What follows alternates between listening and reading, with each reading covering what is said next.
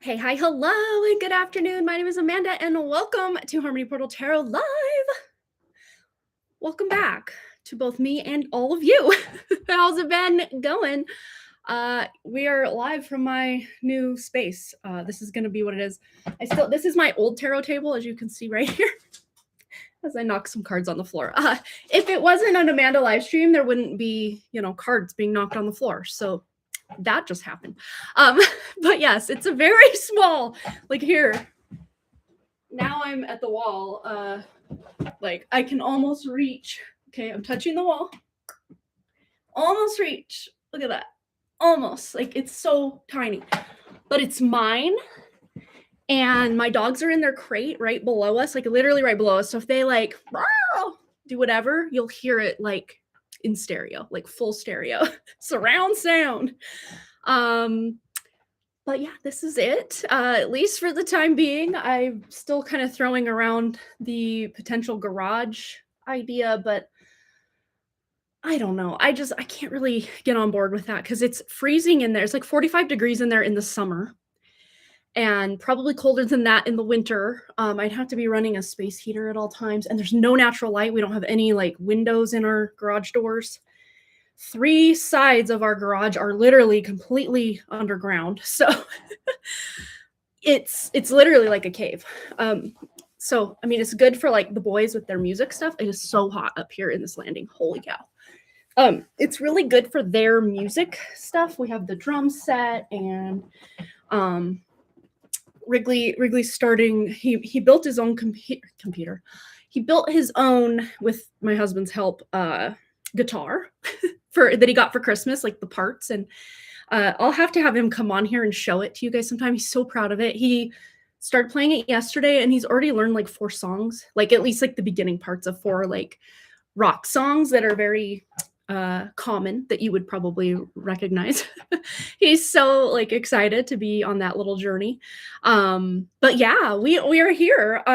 You might recognize this from the old office. I don't know that this is staying here actually, but I mean, like I said, this is such a tiny space that I still have boxes and like totes stacked with all of my like bookshelf decor, my pick a card table decor. Like it's all here and needs to be dispersed to its forever home, so to speak. But I'm like, you know what? Even though it's not finished, my main editing computer, as I call it, is set up for the first time since July. So we got that going for us. We've got this nice little like shelf up here. So I don't even need that, what do you call it? Like that laptop kind of prop stand thing that I used to use. I mean, I still have it. I can use it if I need to, but I don't need to because it's got kind of an elevated pedestal for both of my laptop and my main monitor here. We got 2 windows here, natural light. I'll just show you guys real quick. You can see my stack of stuff over there, but yeah, definitely need some cleaning to these windows. But yes, we are in progress. I mean, as are most of us at any given time in our lives, aren't we? Almost always. And that's my stairs, like that literally runs downstairs. So yeah, it's kind of a, what do you call it when people are coming and going through it, like a transitory or I mean, I can't put anything behind me or even up here because we have my bedroom, the tarot slash, what do you call it? Craft. God, words are so hard. Craft closet. And then the old office slash Wrigley's bedroom. So yeah, we've got kind of a, I don't know, some decluttering, purging, deep cleaning to do because it's kind of got some dust going on up here. Let's be honest. Thoroughfare. Thank you. That was the word I was looking for. Yeah, just me chaotically getting into this live stream without even really saying hi. Yeah, I haven't really been, what's the word? Like available in a tarot way with all of, I started out with this like fire breathing sore throat. You guys remember I was dealing with like this weird sore throat. Oh, and let's just put this out there. The fog is back. You can see it. It's not real fog again. And of course that, get sick again, get sick. So whatever it is they're doing out there is trying to stifle my voice. But joke's on them, because I actually took this time as a great respite for myself and literally pulled the plug on my email address. Like, not literally, but like just didn't check my email, wasn't concerned about trying to, keep up with everybody. Like, even like friends and people I text, like I kind of just dropped off the face of the earth. And I do feel a bit bad about that. But at the same time, it gave me the space to just be and just be present with my spirit that like blew the doors off of, how I've been coming back here after this sickness or this migraine or whatever. I'm like, oh my God, level up, level up. And once again, big level up. So I'm beyond excited to just see all these level ups that keep happening. And I know I'm not the only one. If you're here watching or listening, you're probably having level ups, or even what we would consider dark night of the soul or big tower moments happening in your life. But these aren't just happening to be like, haha, joke's on you, Matrix got you again. No, we're kind of in this crunch time between, as far as human design terms go, the cross of planning, with the underlying incarnation cross of Maya. Those are literally being unplugged in February of 2027. And then we are going to be operating our new operating system for the first time since the year 1615 is going to be the cross of the sleeping phoenix with that underlying energy of the cross of penetration. And this is what many of us here have been waiting for. Because for me, I do have gate 19 and 62 that are associated with kind of the old energies. 19 is called the gate of wanting, I think, and it's in my incarnation cross of the four ways. 1 is my main incarnation cross for just my tropical human design chart. It's the gate of wanting. So you can get into codependency with that, but it kind of mutates in this new energy. If you are on a spiritual journey, you're obviously going to have the mutated version of the gate, or the Siddhi. If you're looking at your gene keys, and you can see like I always forget what they're called, but like the Siddhi is like the spiritually evolved version of that gate. And then you'll have like the shadow version of the gate, the like embodied version of the gate, and then like the spiritually embodied version of the gate. But the embodied version of that gate is, not codependence, but interdependence, or I always forget everything associated with gate 19, but that's going away. Also gate 62, which is about details.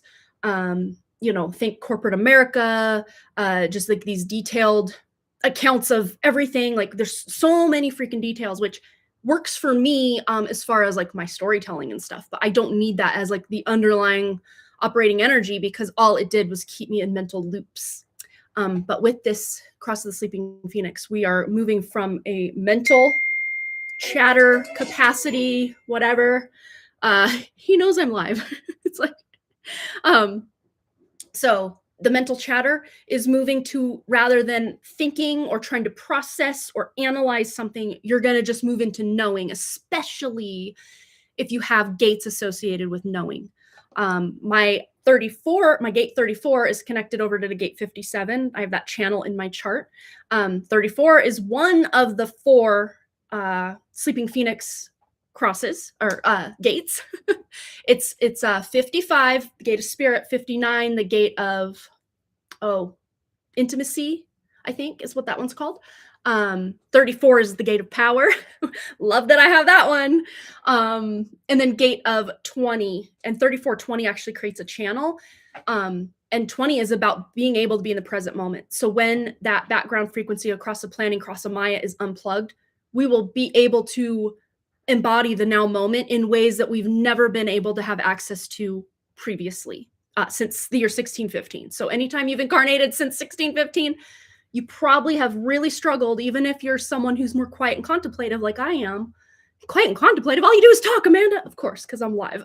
But in my real life, it's still very hard to be present. I'm always like in my head. This will help ground me back into my body, and many, many, many, many of us.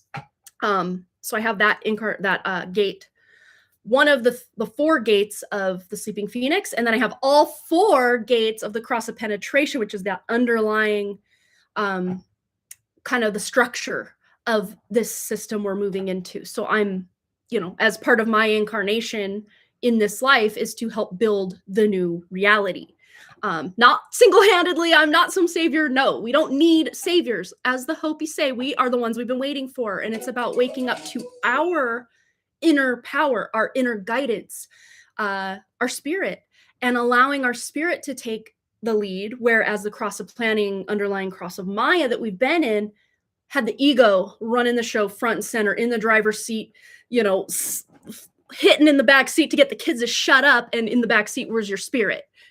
We're moving out of that. So it's going to be tumultuous road for a lot of us right now, separating or unhooking or unplugging from our old lives. You're going to see relationships crash and burn. You're going to see careers crash and burn. You're going to see your connection or who you thought you were, your personality potentially crash and burn if you're not already in alignment with that. If you're already living in spiritual alignment, this is going to be a massive upgrade and like exciting moment after exciting moment. If you're somewhere in between like me, it's going to be bitter and sweet all at once. And I would say probably 99% of us watching, it's going to be both bitter and sweet because it's all we've known. The last, however old you are, that's all you've known is that underlying energy of like being suppressed. So maybe you've dimmed yourself to fit into certain careers or relationships or like one of the biggest gates, the 3740 channel that makes up the cross of planning is going away. And that's the cross of the bargain. Marriage contracts, corporate entities, governments, all those kind of structures like, hey, you scratch my back, I'll scratch yours. That is going away. Instead of us sacrificing ourselves to be taken care of by the greater community or corporation or government, instead we're bringing all that control and, sacrifice back to ourselves. We don't have to sacrifice ourselves for anyone else anymore. And in fact, when you can embody you being a self-sufficient, it doesn't mean you have to grow all your own food and whatever. We can be interdependent with people. And we absolutely will still continue along that way. But it's not about literally being debt slaves to this matrix. That is what's ending. And that's terrifying. When the money system collapses, when governments collapse and whatever. But, one thing that the New Age, you guys know how I feel about the whole New Age community, but one thing they did get right about the quote unquote new earth that we're allegedly moving into, it's really not anything new. It's just unplugging the false that was overlaid over the original. But one thing they did get correct is it will be like we're living in two different worlds. You can turn on the news and see the war and the craziness and the fighting and the political stuff and everything that you can see on the news, but your life is not at all reflective of that. In the world, but not of it. So many of us are there already, but we're going to see this chasm between these two worlds get ever greater, especially into, during, and after 2027. And just because that plug gets pulled doesn't mean the whole world is going to change overnight. If you are ready for this new world, when that plug gets pulled, you are ready. Nothing is stopping you from your mission anymore. But the greater reality of let's just estimate anywhere between 95 and 99% of people are still asleep. And I'm not saying asleep as in like to these woke agendas. A lot of people have woken up to that. I'm talking about your spiritual authority and who you truly are. A lot of people might understand that on a logical level, but they don't feel it or know it in their spirit. I have chills as I say this, but I'd say 95 to 99% still don't quite get it. And even those of us who get it are going to get it even on deeper and deeper and deeper levels and layers. Just like what's been happening to me since the start of 2026, I'm sure you've all been peeling away. Like I say, we're instead of having to heal, all this healing that we do with these healers and stuff, a lot of it is in the mind, and the mind is still just part of the matrix. You're really not doing anything. But when you embody that spirit and that knowing, you don't need to heal crap because it's not even you. You just take off that coat or that layer and let it be, let it go, let it flow, let it go. and just embody who you really are. That's what's really happening to most of us right now. But I could just keep talking and talking about this, but I don't want to, keep us too long. I want to get into I even brought my little, this, oh God, it's so bright, out of my bedroom because I wasn't sure of our lighting situation, but I think we're okay. I mean, you saw the absolute just fog out there, very overcast day. This is probably the darkest this setting will look at all because usually it's much sunnier, but I have this light here. I don't think we need it today though. So we won't worry about that. But yes, let's get into your comments real quick. Take a quick drink of water. I'm just like burning up. Whew.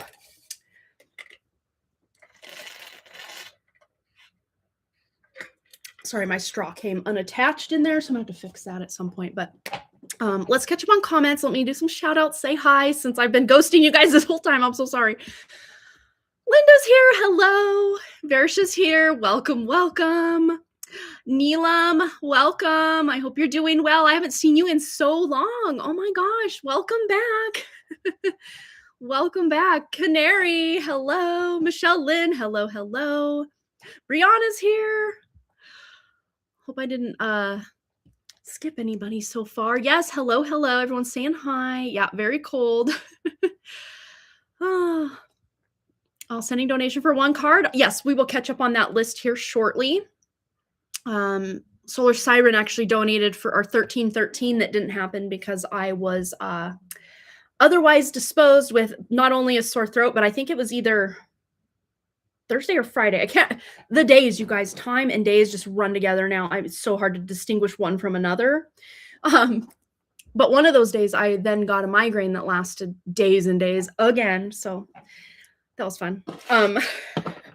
Trying to think, if there's anything else I needed to update you guys on. I don't know. Let's just catch up on comments and then we're going to get into our free one card pull and we'll go on that for about 20 minutes or so. Yeah, definitely need, oh wait. Yes, tower moments are towering nonstop. That is so true. A lot of mine have been very internal tower moments for sure, but tower moments still be out here tower momenting. That's, well, tower is one of my two birth cards, the Chariot and the Tower. I know it well, especially with Pluto exactly conjunct my ascendant. 0 degree Libra ascendant with a less than 1 degree Pluto just sitting right there on top of it. I'm a walking tower moment. Not only for myself, but anybody who I come across, I will trigger either for better or worse. So if you're here, I'm hopefully triggering you for the better, not the worse. But there have been people throughout the years. I'm just out here trying to be such a kind person that just absolutely despise me. And I'm just like, why don't they like me? I've tried so hard to be the best and, take care of their needs and do all these things and still hate me. It's no, because they hate what I represent. It's not a me thing. It's a them thing, and I had to learn that the hard way many times over throughout my life. Yeah. And that whole, why can't everybody just like me? What did I do wrong? That has left the building. I am no longer that version. Thank God, because trying to people please or contort myself into these shapes that don't even resonate with me just to please someone else was not serving not only me, but also not serving them. So it's good that that version has exited stage left. That was probably my most profound shift, is just saying, well, you don't like me. That's a you thing. And I wish you the best. That's cool. Cause I like me, especially the more I get to know myself, from spirit, I don't hate myself or judge myself the way I used to, fun. Yeah, definitely this matrix needs to end. Oh my gosh. I am so ready for that plug to be pulled. Yes. And it's not to say that the matrix itself will be unplugged that day. Let's just get that clear. But the fact that those of us that are on this spiritual path know what's up with the matrix, we can see it coming a mile away and just reorient ourselves to not literally be in it. Again, in the world, but not of it. In the matrix, but not of it, but also have connections outside the matrix, if that makes sense. So it won't be so heavy and just debt, like a debt that's like weighing our shoulders down just to survive. That is being unplugged in 2027. But for people who are very reliant on a specific job or the money systems and stuff, it's going to be scary for even probably me, because, I'm on the same money system all of you are on, like, and I have very deep-seated poverty wounds woven all throughout my charts. So, yeah, but it's just a surrendered spirit, And when you're living in your spiritual alignment in this new energy, you will be compensated, whether that's with resources, help, abundance, people. It may not look like cash money, but your needs will be met. Let's just put it that way. If you're living in spiritual alignment. If you're not, the struggle is going to be even more real. So the people already out here grinding for that dollar and very enmeshed in the matrix, their lives are going to be very uncomfortable, is putting it politely. They will be, what's the word? Just, it might be like torture for those people. Like, uncomfortable doesn't cover it. Torturous is probably a closer description. And the more out of alignment that we go just to please other people, it's literally going to backfire instantly in the new energy. Like, we can't do it anymore. Yeah, connecting to their body rather than being in the head. Yes. Yeah, shifting inward is the secret, although the outside is a reflection and it helps. Yeah. And the one thing I keep telling myself is the outside is a reflection, absolutely, but it's a reflection even of past versions of me or yourself, because it takes, especially in this more 3D reality, it takes time for these new versions of yourself that have come online to start really being reflected in the outer, if that makes sense. So you can't judge the fact that there's still war going on in the world with the fact that you didn't have that internal shift, because that more collective kind of world energy reflection, even though you've made all those shifts on the inside, is going to take, instead of weeks to months to years, it may take decades to actually see the ripple of that. Maybe less. I mean, again, depends on how fast all of this can go and how many different people are going to wake up and how easy it is to separate from. I mean, it's just going to get easier and easier because that chasm between these two realities is just getting so much deeper and wider every day that goes by. Yes. Oh, a spell of cold back to the lower 20s. Oh, that is so cold for the South. Oh my gosh. Yeah. Is a mate from my job attracted to me? We're going to do a free 1-card pull here coming up, and you can kind of keep that question in the back of your mind. You don't really have to even ask a question. I'll just pull cards, and usually if you set an intention and you want to get an answer, the cards usually will match up with what it is you're looking for. Not always, but I think a lot of the time it will. So you don't even have to ask any specific question. Your 1 card will just kind of be a general. But if you set the intention, hey, I want my 1 card to be answering this specific thing, usually it will. If you're good at using your intentions to manifest, it usually will. All right. I can tell how much the fast elevated you. Your voice changed a bit and your thoughts are happening much faster. I'm still so happy for you. Thank you so much. Yeah, I was like, do I dare do it again this next cycle, which is about to pop off here in the next week or so, I would say. I'd have the green light to be all the fast again. I made it 4 days last time, and like, to me, it was like a power move. I'm like, yeah, of course I'm doing that again and again and again and again. But I don't know that I need to go a full 4 days, like right away again, but I would say at least every 3 months. For me personally, I'm going to try to hit that 5-day water fast at least one time every 3 months. So I might do a 3-day water fast this next cycle. I'm going to try.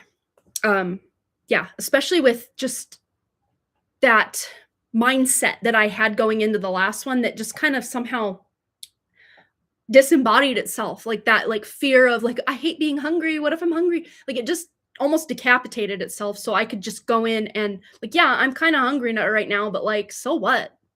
Like, and I realized just how much of my eating habits were more out of the habitual nature rather than me trying to consume something to sustain my energy.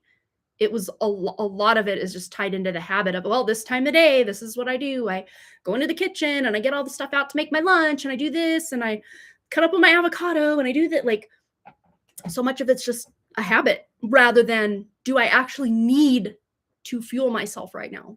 Maybe not. And another thing with this solar plexus mutation that's going on into 2027, we're going to find that we need significantly less food. So that whole survival, dystopian reality of, the food, like the agriculture and all this that are kind of being attacked in the Matrix right now, those like survivalist type fears are going to dwindle for us in alignment with true spirit significantly in the coming years. Even though they're trying to make global food shortages a thing, kind of like depression era type scrimping and saving and rationing and all that. They're trying to make fetch a thing again with that. But that's really not going to too greatly affect a lot of us because we're going to be getting a lot more of our cellular nutrition and information from the great central sun or the galactic center source rather than all the matrix infiltrated and denatured food. But that also being said, we can take something completely denatured and put our intention into it because we are spiritual beings having this human experience to actually make it work in our favor again. We have that level of alchemy coming online for us. And it's so exciting. It's so exciting because you guys, if you've been around for any number of minutes around here, you know how heated I get about what they've done to our food supply and our heirloom seeds for everything. I get heated about it. Now I'm just like, you played your hand and you're not coming out on top in this next cycle, Matrix. I'm sorry, you're just not. So do what you're gonna do. We'll not only adapt, but we will alchemize the outcome to our benefits. So you keep playing your little tricks, Matrix and archons and entities and whatever else is going on with that. But we see you, but we don't have to participate in your game anymore. Which feels good. That alone, just knowing that alone, it just brings that sovereignty really online for us. And I just love it. I just love it so much. Well, thanks, Brianna. I really appreciate that. Yes. Let me catch up on the rest of our comments. I'll try to go a little faster so we can actually get into our one card polls. We have 9 people here. That's kind of high for normal. So hello, everybody. Yes, welcome. Oh, thank you, Versha, for letting them know. Yeah, choose your hard. You can like yourself or contort into everyone else liking you. Absolutely. And I would rather like me. Like, that's just where I'm at, my family, my dogs, my very close friends, those are the people that I care what they think. A lot of these other people, just not so much anymore, And even some of the close people to me, I'm like, do I even really care what they think anymore? Like, it's a weird transition that's going on. It's like, okay, we can love each other and you do not have to agree with what I'm doing or what I think. And I don't have to agree with what you're doing and what you think. And we can coexist on our own realities and timelines simultaneously. It's fine. Because we cannot change another soul or try to get another soul to contort to our reality. Just the same way we shouldn't do that into theirs or to try to fit into theirs. It goes both ways, really. Yeah, cash is, again, an inversion concept. That's not how the organic blueprint operates. And there will probably be that transition time after 2027 where, the fiat currency that we're currently under, which is faker than fake. I mean, but it's so real to most people that just thinking or hearing that it might go away creates a visceral survival response, fight or flight response. But that will start to fade away, especially if you're in alignment with your spirit, because you realize your spiritual authenticity and truth is the new currency. Like, your authenticity. Why do you think they are doing sameness across the board? Even the internet experience, you think back to the 90s or the early 2000s, like the internet was like a wild west, very super like colorful and almost cringy like websites that people would like remember like I think it was Dream Cities or Geo Cities, Dream something, I don't remember. All the websites that people would like have like Justin Timberlake fan site with just you'd scroll for hours just pictures of Justin Timberlake or whatever floated your fancy at the time. For me it was Justin Timberlake and like 99, I don't know. I'm calling myself out. But it would take a long time for those pictures to load. But there was almost a sacredness to the waiting period. Now, if you wanted to, I mean, I don't know why you would nowadays. I mean, have you seen Justin Timberlake? Not like looks wise, but like look into his eyes. It's like lights are on, but no one's home with that guy. But say for the sake of whatever, if you went to a Justin Timberlake fan site today, the experience is just empty of spirit of any kind or connection to humanity of any kind. Everything's so streamlined and same, like everything looks the same. Instagram face, the internet, like the spirit and the humanity both have been absolutely lifted from, I'd say 99% of the internet that people use on the daily. I mean, think of the last time, I mean, you guys may be different, but think of the last time someone that's kind of, going along to get along in the matrix actually went to a website that wasn't somehow social media or like a major corporation site. I'll wait because it's probably been a long time. Think back when you had specific message boards that you would go to about this hobby or that hobby. You'd go directly to a specific website for that and you'd have it saved in your bookmarks. Nowadays, people just open up Facebook and start scrolling. There's no intention to it. They just, I mean, you guys are different. I'm not calling you guys out, but most people will even go on their YouTube homepage and just allow the homepage to dictate how you're going to spend your time, pay attention to their algorithms.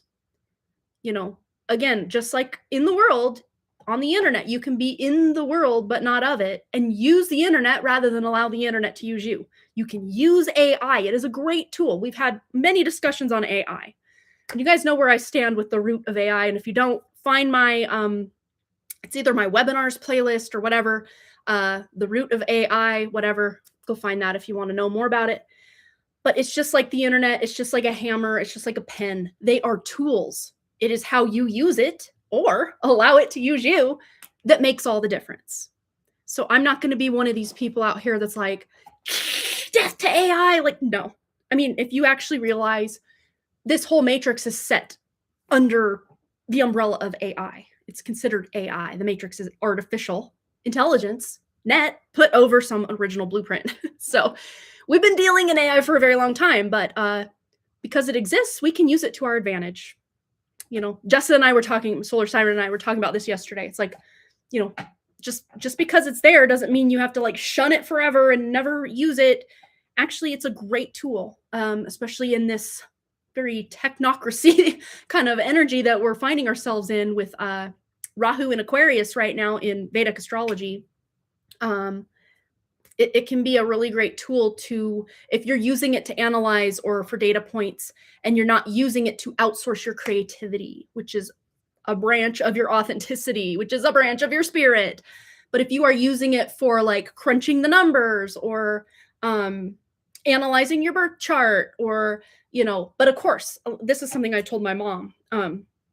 I've been using it to like help analyze my birth chart, but you have to not only have a beginner understanding of what you're asking the AI, but I would say at least an intermediate understanding of what you're asking the AI, because it makes a shit ton of mistakes. And I have to correct it all the time. No, my D1 Venus placement is at 0 degrees of Pisces in Purvabhada Nakshatra, Pada 4 in the 6th house, not in the 2nd house, wherever you're trying to put it, AI. Nice try. No. You have to know what you're talking about to input that data correctly and get the AI to put the right data back out to you.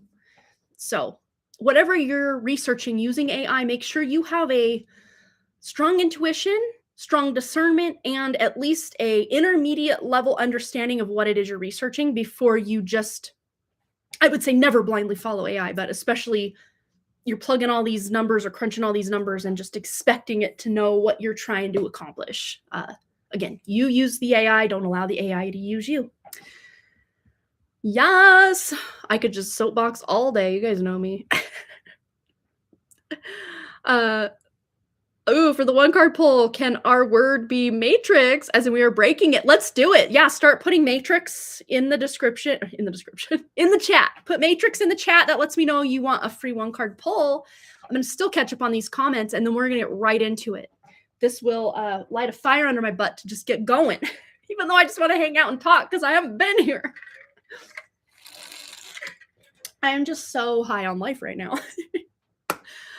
Who needs the D to the R to the U to the G to the S when you got spirit? You just don't need them. You just don't need them. Yes, did a ritual for my relationship with time, and it recalibrated my alignment with this fast moving energy that surrounds us. We have a lot to complete right now, and we have to stay calibrated. Bravo, Miss Brianna. Absolutely. Yes, I have not so much a like structured ritual, but like me and time. We've had a conversation lately that, hey, we got to do something about this speeding up so fast, but yet at the same time, there are certain things that I want to be finished with, lessons I want to be finished with, that I'm like, yeah, we can speed those up, but like, it's the nuance of it all. But yes, I definitely I want time to be mine, not me to be the slave to time. So that's a great ritual that you did for your relationship with time. We could all benefit from that for sure. And time is going to feel different when that cross of planning, cross of Maya is unplugged in 2027, for sure. Oh, you're starting a fast on Friday for the spring equinox. I love it. Yeah, you can do an equinox fast. I have some information I can send you. Oh, please do. I would love that. I would love that because that feels like it tracks with aligning up with my cycles. Because I'll only do like my longer fasts usually in the first 10 days of my cycle. And I'm kind of on the tail end of, I don't know, somewhere in the 20s days of my cycle. So I want to, could potentially align up. Yeah. Even if it was just right after, I could sneak in that energy for sure. I would love that. Thank you so much, Brianna. Oh, I love avocados too. Michelle, hi. Michelle De Leon. I'm obsessed with avocados, and so is Wrigley. Him and I could just literally exist on avocados, I think. With a little bit of salt, just to give it just pinch of flavor. Oh, the best. Yes. All right. I'm going to catch up on comments. Yes, that is funny as I've been eating a lot less late already. And, but to a lot less, but I'm just satisfied more easily. Gotcha. I maybe misread that, but yeah, I notice I cannot even remotely eat near as much as I used to. Even before 2016, my awakening, I haven't been able to eat as much as I could before that year. And then since 2020 kicked off and I had COVID 3 times in 2 years, I just never regained, like, I have an appetite. Let's be honest. I can eat, but I can't eat much at a time anymore. And it usually keeps me full till the next mealtime. I don't really snack anymore. There may be a rare time, it's usually in the luteal phase of my cycle, that I'm like, ooh, I could have tea at night, or I could have, it's usually like I'm like a protein snack person rather than a sweets snack person. Don't get me wrong, I can have a sweet tooth, but since my fast, I'm good, bro. I'm good. Whatever sugar bugs were going on in my gut have been exited stage left, as I like to say. And I'm here for it because not that I ever had, quote unquote, a problem with sugar, but like it was kind of enough that I'm like, I could do without this. Anytime we'd go walk at the mall or something, I'd walk by. There's a place called the Dessert Palace in our mall, and I'd walk by like, that looks good. That looks good. I'd never get any of it, but then I'd just like think about sugary treats all night until the next day it would be gone. But now I can walk past it, and I don't even look in that direction anymore. I mean, they bombard you with the smells of it, but even that does nothing to me anymore, which, yes, I did it. Oh, fun. I love it. Yeah, I felt like, again, the traditions of the Matrix. I felt a little bit bad not having a cupcake on Boston's birthday on March 4th, but at the same time, it didn't hurt his feelings that I didn't have one of his birthday cupcakes, because that was more for him and Wrigley, It's like, Okay. Mom's not having a cupcake, but she's there singing to me and loving me and whatever. So that's all that matters. Yeah. All right. Yeah, I can definitely share the details. Or Brianna can directly email you, whatever works. I have both of your contacts, I think. Yeah.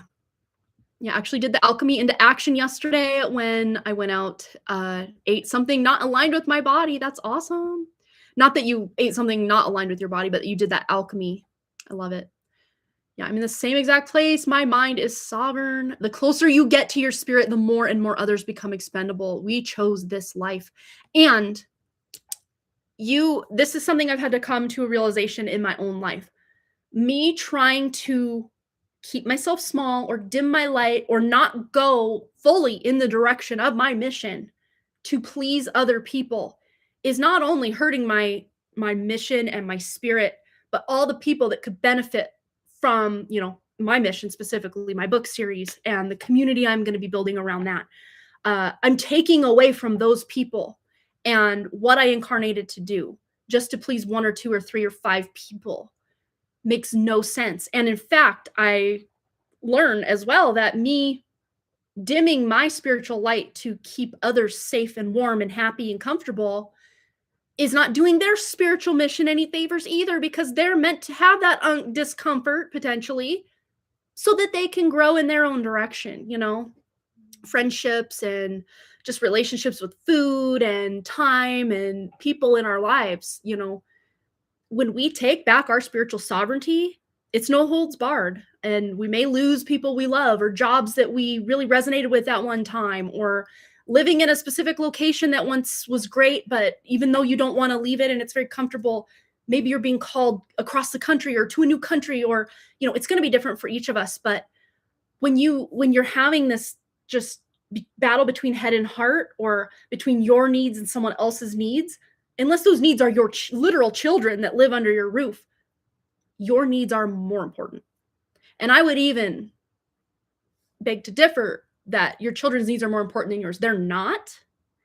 They're not. Because when your needs are fully met from spirit, you can actually give your children even more than when you're lighting yourself on fire to keep everyone else warm.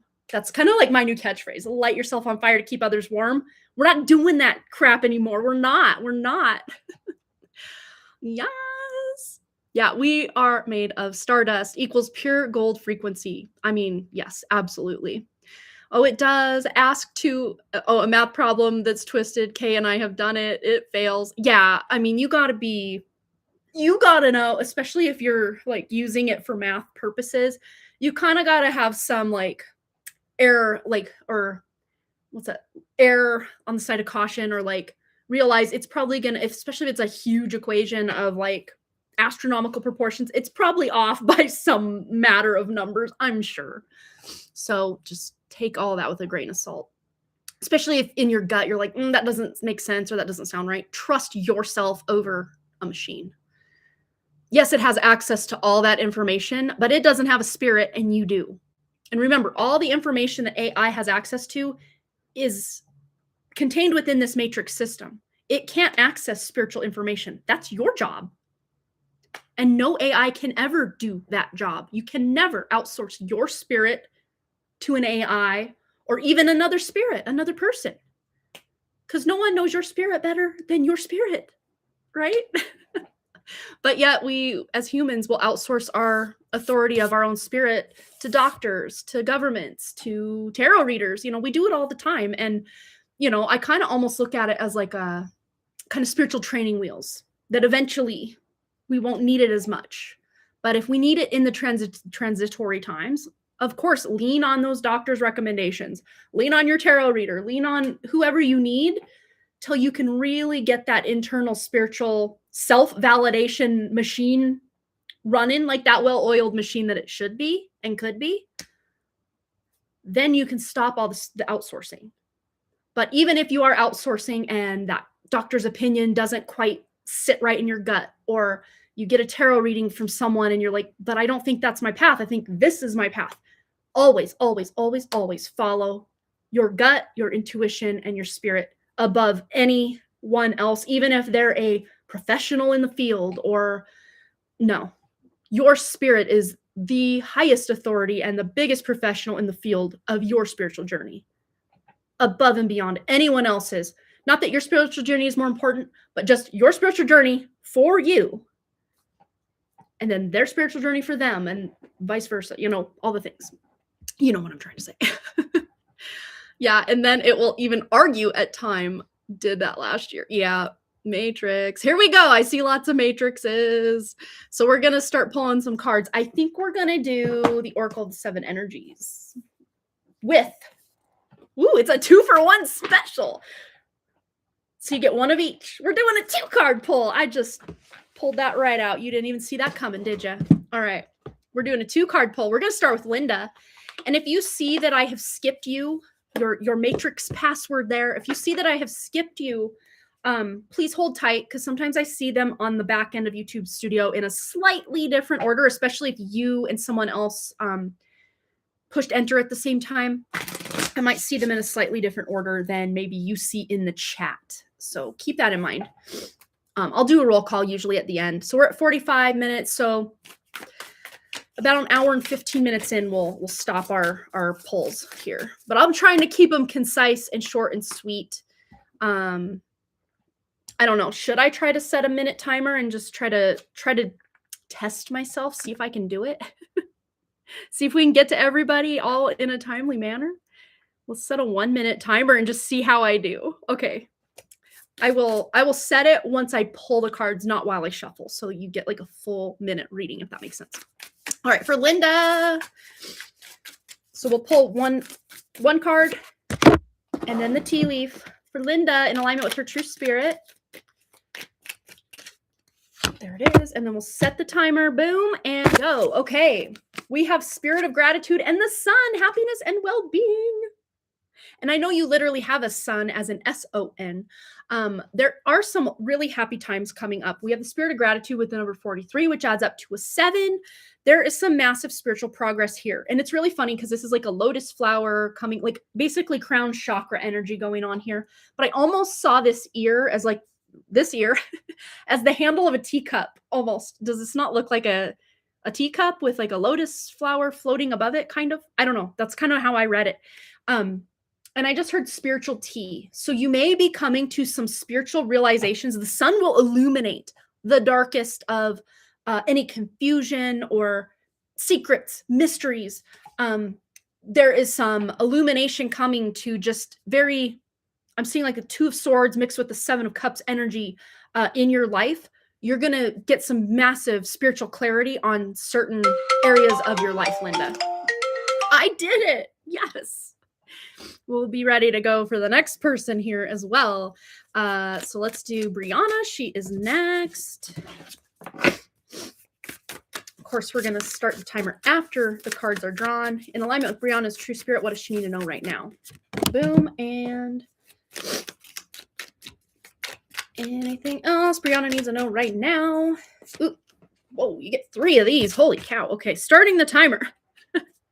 We have a deep breath work and yet another 7, but that's a solid 7, not a deducted 7. Look at that. A deep breath. So breath work is going to be very important, especially when you are alchemizing or grounding in new realities, setting intentions, all the things you do. I'm sure breath work is a big part of your daily practice anyway, with your yoga and the other things you do. We have wealth, we have turkey, and we have mountain. And it's funny because I'm actually really reading this mountain and turkey as energy you've mostly overcome. It's just residual effects of somebody. This does feel like a family member or someone who once felt like family that's just not understanding your path, or they're trying to give you advice that just has nothing to do with you. It's very much them projecting their own fear or their own desires or whatever onto you. And it doesn't mean that they are belligerent about it.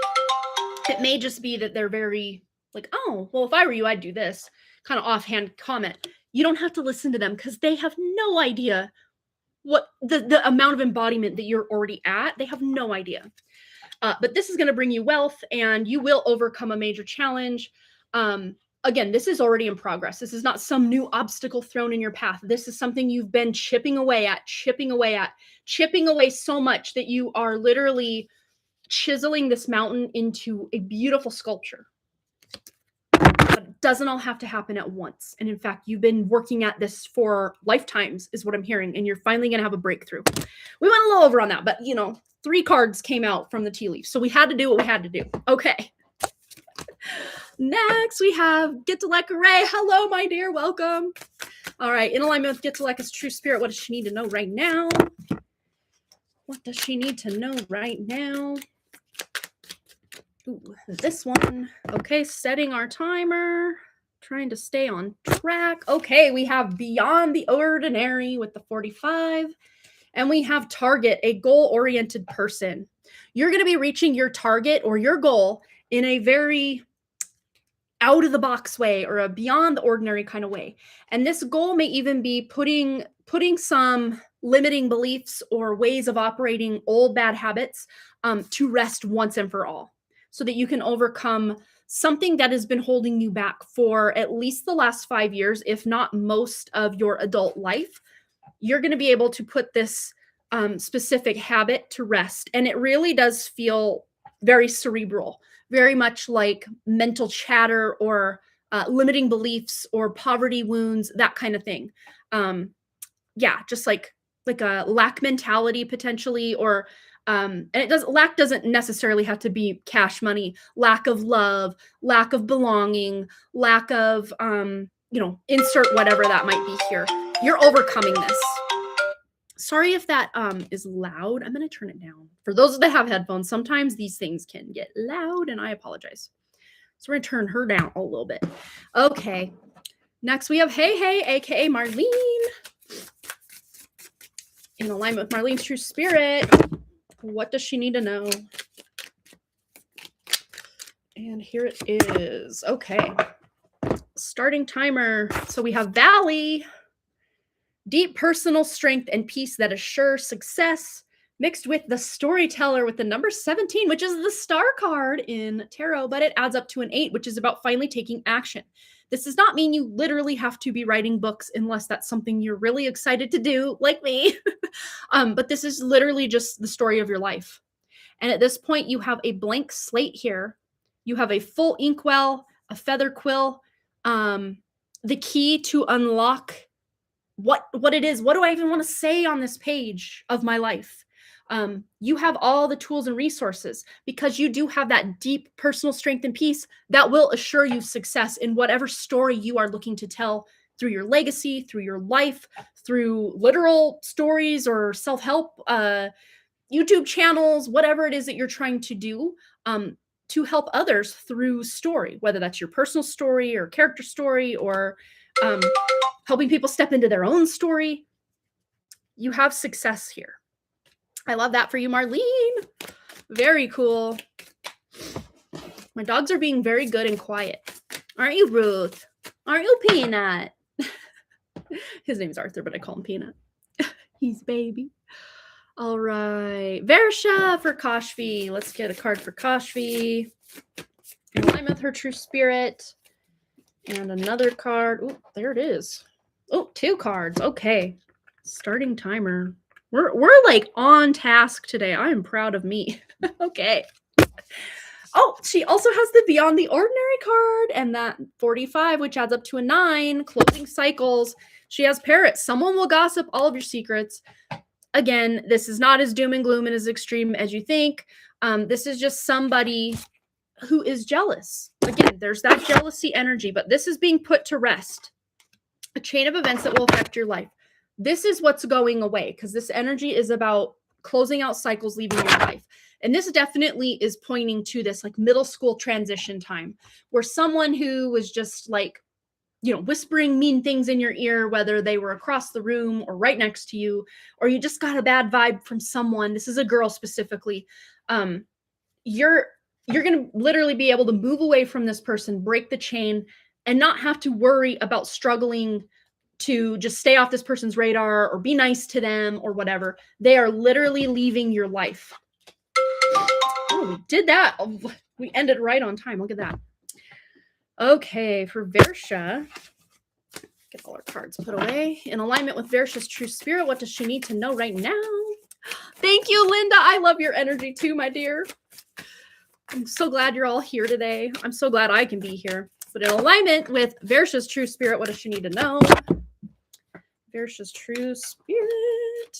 Cards are a little squirrely. So there's apparently a lot that wants to come through, but we're going to try to hyper focus on the most important thing for Versha in alignment with her spirit at this time. Okay, we got it. Pay attention to your health. And this is something you've already been doing, but let's start our timer. Yes. And what the land between. This is exactly where I was going with this before I even flipped this card over. This really is about you being able to kind of in this limbo phase between the old world and the new world that we're kind of moving into, energetically speaking. We're not going anywhere, but energetically speaking, your body and your health are going to be your greatest indicators that things are sloughing away or peeling away, or that you are on or off your path. So when your health, I mean, obviously when you're clearing a lot of stuff, you feel kind of like you're no man's land, dark night of the soul, limbo, the void, the womb, all these things. But your health is going to be your greatest indicator. And it's funny because I actually heard to pull one of these before we stop, which I haven't done this for anyone else, but when my spirit speaks to me to do something, I just do it. It's never steered me wrong.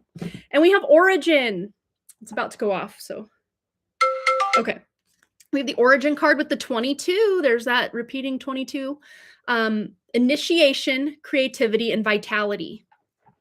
Pay attention to your health. It doesn't always have to be bad, right? We think, oh, pay attention to your health. That's a warning, doom and gloom. Not always. Sometimes your health improving is letting you know you're on the right track to doing something correctly as well. You will get to the root cause of something and initiate yourself into this new energy soon, is what I'm hearing. So cool. All right. Up next, who do we have next? For friend C. All right, let's get a card for C. In alignment with C's true spirit.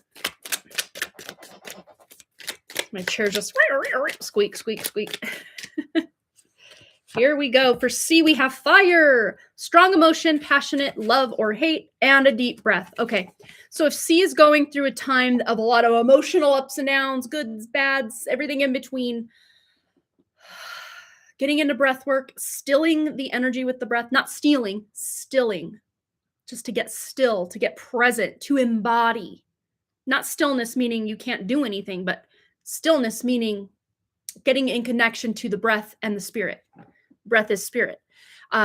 Very spiritual person. I can tell that already with C's energy, but a lot of times C can, maybe be on these very emotional highs and lows that can maybe cloud judgment. So I would say getting back into center, into stillness, into spiritual embodiment will help temper this up and down energy here.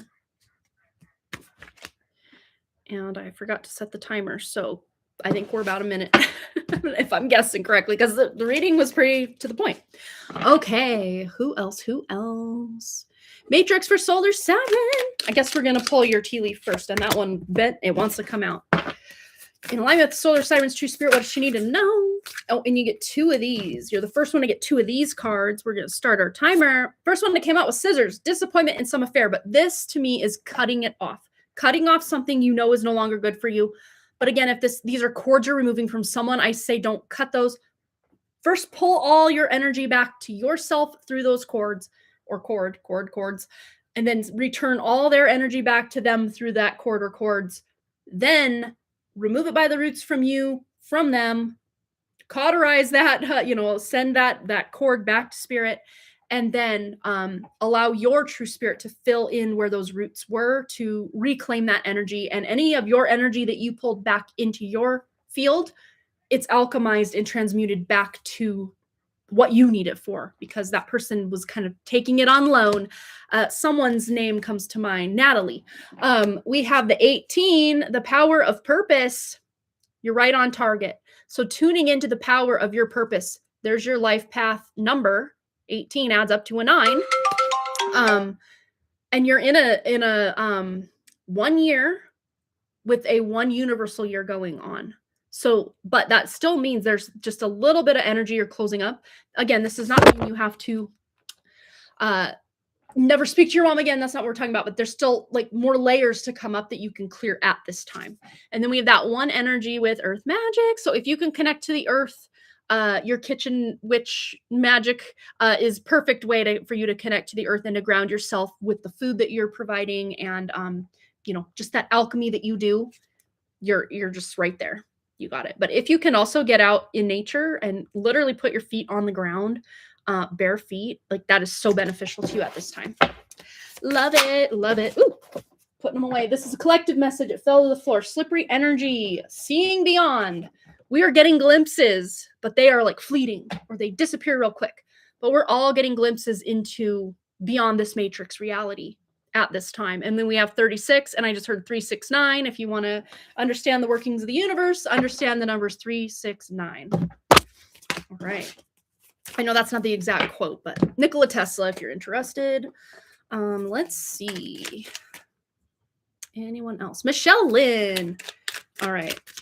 Brianna's also obsessed with avocados. Straight from the skin. Oh, I love it. Yes, best way to do it. All right. In alignment with Michelle's true spirit, what you need to know. Holy cow. We have a jumper. We have 3, 4. Holy cow. We're going to take them all. And then we need one of these. In alignment with Michelle's true spirit. These are all kind of energy. We're going to get into that.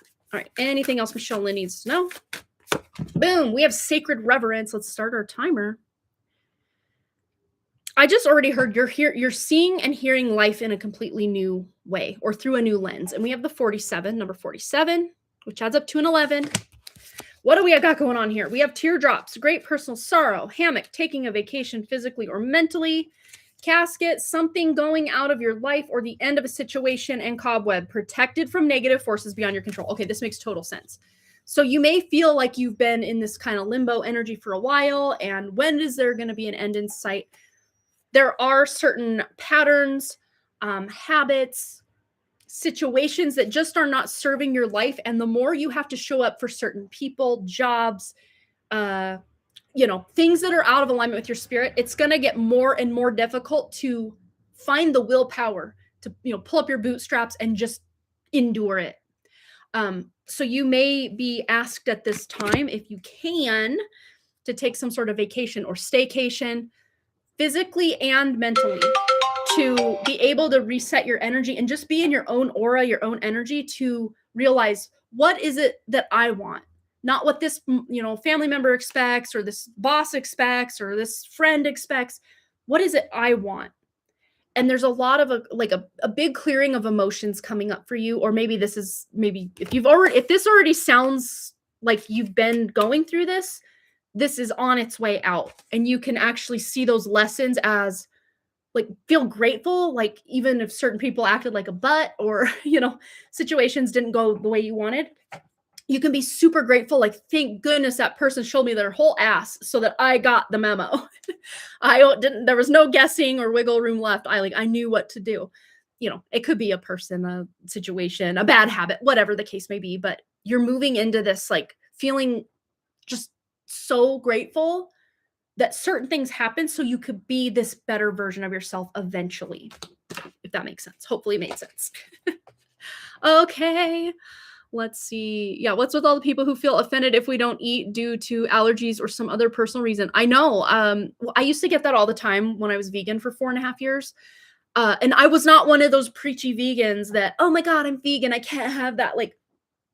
Most people had no clue until they're like, oh, you didn't want any of the whatever. And I'm like, oh no, I brought my own. Or if I was going somewhere, I would bring my own. I did not expect people to do whatever. But when they get offended because you're making a different choice than them, that's weird. I did have that happen many times. Well, you're going to be deficient in this and deficient in that. And yeah, maybe in certain ways they were right, because I was a junk food vegan. So I had to go back to the dark side, as they say. But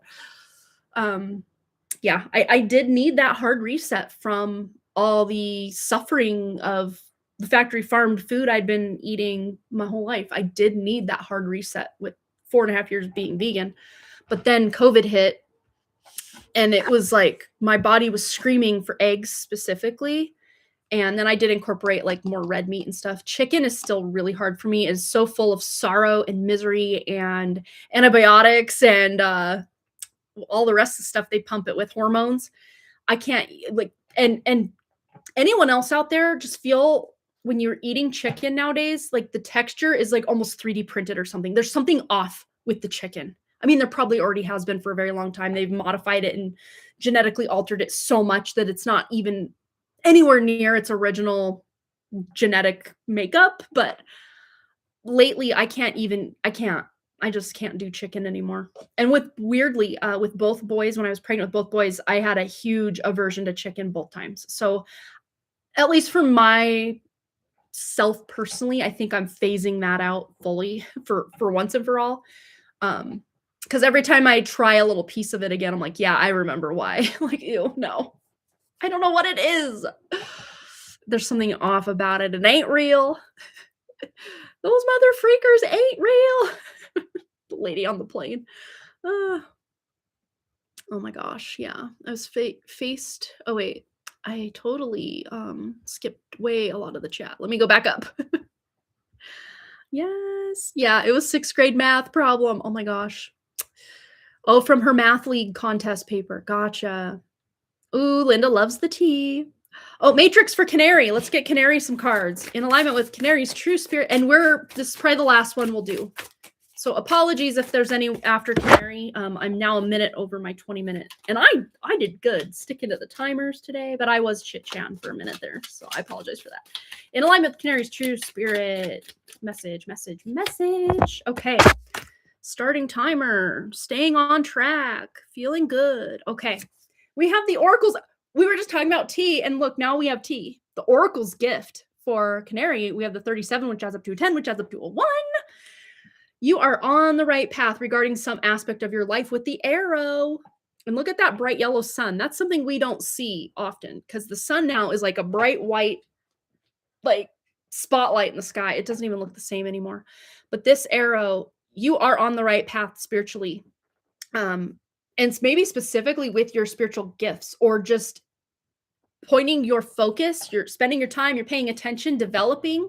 And I won't even say developing. That's probably the wrong word, because these gifts already exist. It's just our human conditioning that needs to undevelop for us to bring them online. So people are like, oh, you need to learn spiritual gifts. You need to practice. I mean, maybe in matrix terms, that makes sense. It absolutely makes sense. But from a spiritual lens, it's better to just, instead of practicing something spiritual, which is your true embodiment, you don't need to practice what you naturally are. Instead, just peel off the layers that are clouding that. That makes more sense to me anyway, but that's something you're doing here, Canary, is you're peeling off non-self or false self layers to be able to access new spiritual gifts, or they seem new to you in this incarnation, but they are who you truly are. They're just part of your makeup, of your spiritual makeup. They're not something you have to strive for or try to conquer or get a degree in or anything. No, they're just you as spirit acting as yourself. You don't need to know something. You are the knowing is what's really coming through.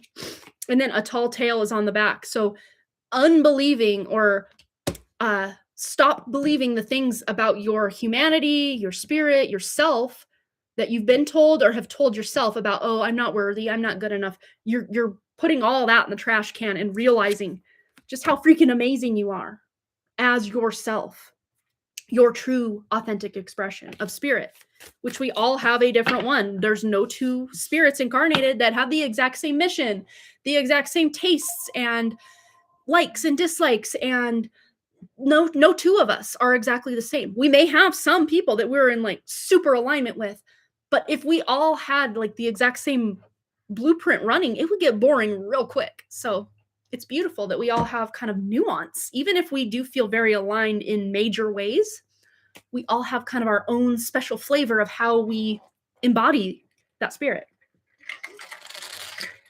which is so special. And that's what this world is crying out for, is your unique, authentic expression. We don't need another Instagram face or carbon copy or sameness model of how to do life. No, all that's burning in the dumpster fire that is this cross of planning, cross of Maya we're moving out of. So even if you don't know what you're here to do, just tuning into the things. I mean, one of your best roadmaps, if you're completely lost right now, one of your best roadmaps, if you didn't have an absolutely like 11 and Stranger Things type of childhood or upbringing, you should be able to do this as your homework. Tune back into the things that lit you up as a child.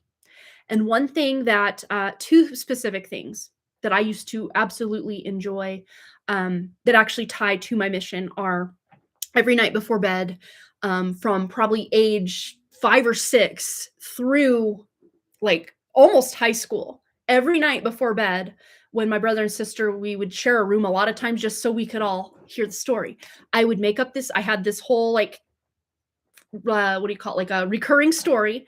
My main character's name was Sacagawea, which I learned about her in 4th grade. She's the Indian guide that helped Lewis and Clark, you know, on the whole Lewis and Clark expedition.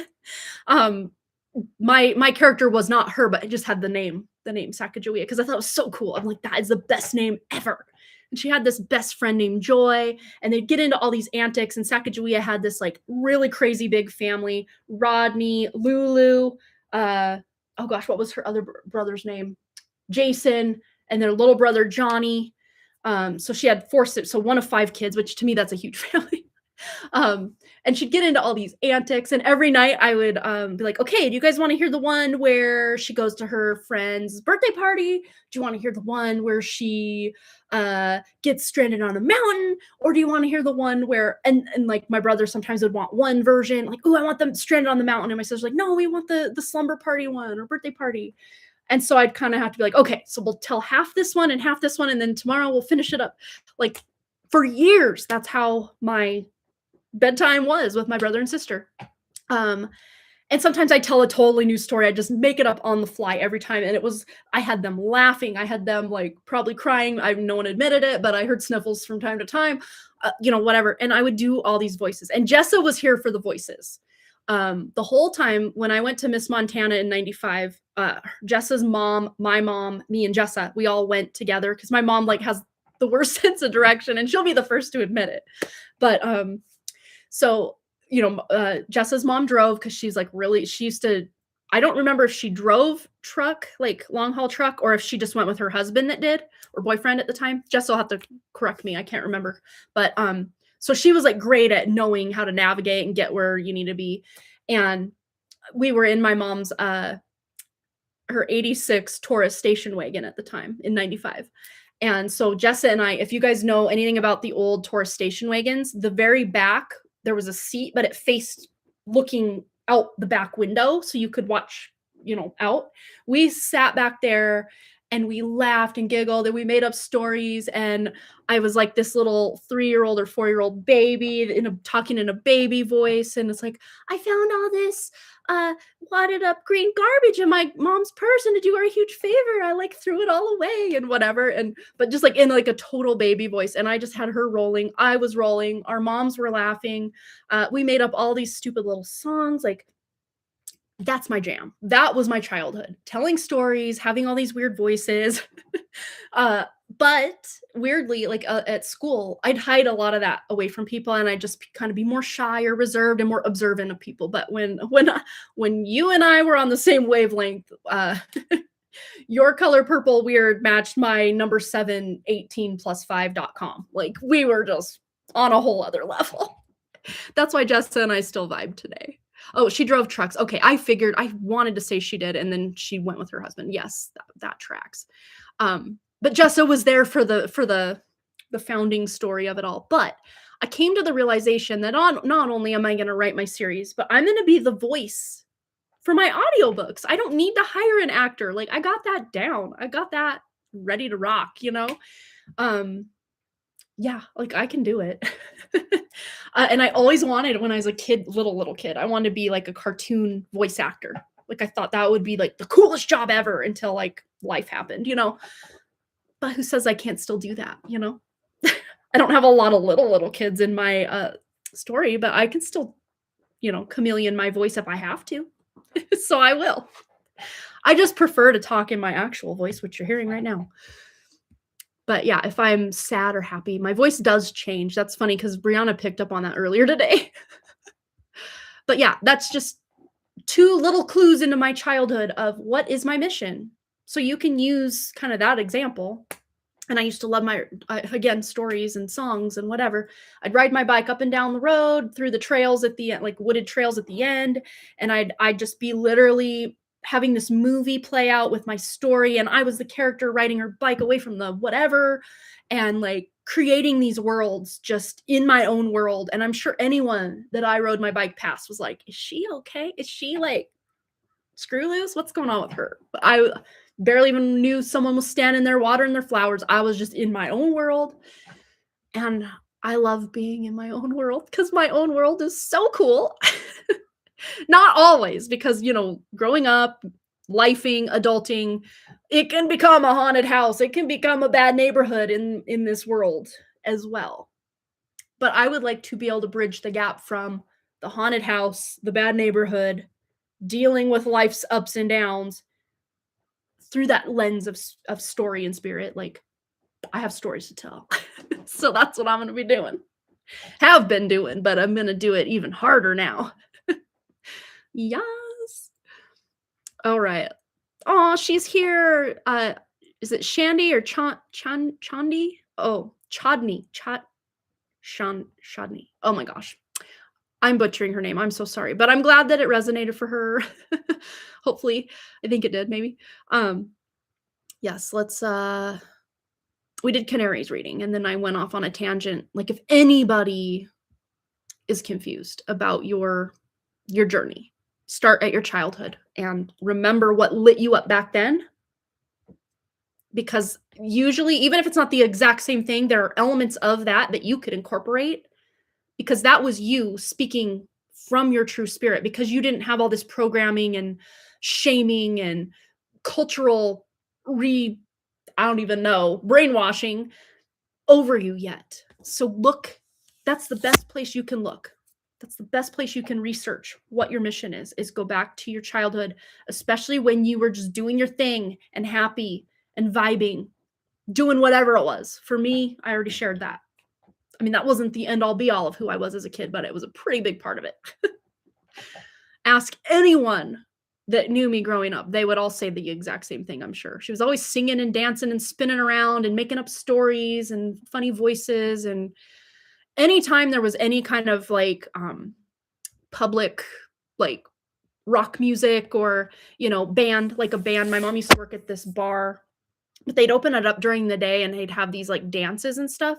It was called the Branding Iron. Remember that, Jessa? The Branding Iron out on Highway 2. But they would have these dances, and my mom worked there like as a waitress and bartender. And we'd get to go, like they'd have them in the evening, and then like we'd usually have to be home by about 9. So my stepdad would take us home, and she'd work till like close, 2 a.m. But we'd get to go out there and, until they're like, okay, it's inappropriate to have children in a bar because people are starting to get drunk. Then we'd have to go. But sometimes other people had kids there too. And we specifically, my sister and I, would just be out there dancing and not like choreographed, but just like moving our bodies, moving our hips, doing cartwheels, spinning around, like just vibing to the music, even if though it was mostly usually country western music in mountain town in Montana. Yeah, fun. But I do have a lot of really dark memories of childhood, but I also have a lot of really good ones. So it balances out, Yes. So in alignment. I'm glad your readings have tracked for you guys. Yeah, love the message. Yes, yes. All right. Oh my gosh, Brianna, I faced the same thing 3 days ago with someone trying to tell me how evolved they are and that I am not even close to what spirituality means. But for someone who claims to be spiritual, to tell someone else they're not spiritual enough or they're not doing it correctly, I mean, that's just weird, because you don't know what their spirit is here to do or what they signed up to go through or all the paces they need to run through. Like, you don't know. And when you don't know that, you don't need to know that. Like, you can just detach and focus on, what about yourself? That little girl, what about yourself? She's so funny. Oh, back to the funny voices. There you go. You guys know that little girl? She's like in her car seat. And she's like, worry about yourself. She's so funny. Cool cards. Thank you. You're so welcome. Yes, our glow intimidates them. And I've learned that I have to back up as my light gets brighter. Absolutely. These people will take it as a threat, even if it's overly beautiful and loving and empathetic and caring. They will take that as a threat if they are nowhere near that alignment. So we got to do our own due diligence, not to dim our light around people, but just to know maybe there are certain people I don't need to turn it up to, Mach 10 around. And maybe you just start to move away from those connections because they're not good for your health. If you're having to dim your light or keep yourself dulled just to go along to get along, that should be your number one indicator something's out of alignment. And the number one way that these epiphanies usually do come to us are usually through our conflict with other people. We are great spiritual mirrors for each other. Some of our best teachers are the people we just with, or the people who have done us the dirtiest. Those are our best teachers to get us to wake the F up, Yeah. Oh my goodness. Good riddance. Yeah. Yeah. Thank you so much. Wow. Amazing reading for C. She is here. Yes. Tons of tears and purging lately. Thank you. You're so welcome. Eat turkey instead. Yep. I've been doing that. I get the ground turkey, which is still processed. I know. But I love making I'll just cook like a whole turkey and just do bone broth, and I'll make all these different soups. I can make a whole turkey stretch for months worth of meals, freezer meals. It's my favorite thing to do. If I'm going to cook, I'm going to go big rather than just make a little meal here or there, because that just takes up so much of my life force. And I am not the kitchen witch that Jessa is. I can get in there and I'm adequate, but that's not where my happy place is at all. I would rather be in my other creative endeavors. But I can be magical in the kitchen when I want and need to be. But usually my husband does all the cooking. So, well, not all the cooking, but he does dinner. I do breakfast and lunch for me and the kids. If they're home, I'll do breakfast and lunch. If they go to school, I'll do breakfast, pack their lunch. You get what I'm saying. And on the days that they go out to my in-laws on the weekends, I'll usually make something and kind of eat on it all day. Or I'll open an avocado and that's my lunch. Girl dinner, as they say. That's what I'll do when I'm just home alone. Because my dogs aren't going to judge me for eating a whole avocado with just still in the skin with the spoon, a little bit of salt. They don't care. They're like, hey, can I have a little piece of that? Which I used to hear that avocados were bad for dogs. But actually the green part of the avocado, they can have it in moderation. They can't just have full avocados. There you go. But they can have them. And there are actually a lot of good vitamins in them for them. But again, just moderation. And no, they can't have the skin or the seeds, I guess, is the bad part. Yes. You're so welcome, Canary. Yes, yes. Oh, it means moon. I knew Chandra Lagna is your moon. Your moon, it's okay. It's reading from the moon. Wherever your moon, say your moon's in the 5th house, it's called Chandra Lagna. So you take your moon, 5th house, and make that the 1st house, and you can read your chart from your Chandra Lagna. Yes, I love it. Moonlight, very beautiful. Yeah, you can grind it yourself with the KitchenAid attachment. Absolutely. And I have that. I just haven't used it yet. My husband uses it, but I don't. Yes. I did the 1-card pull.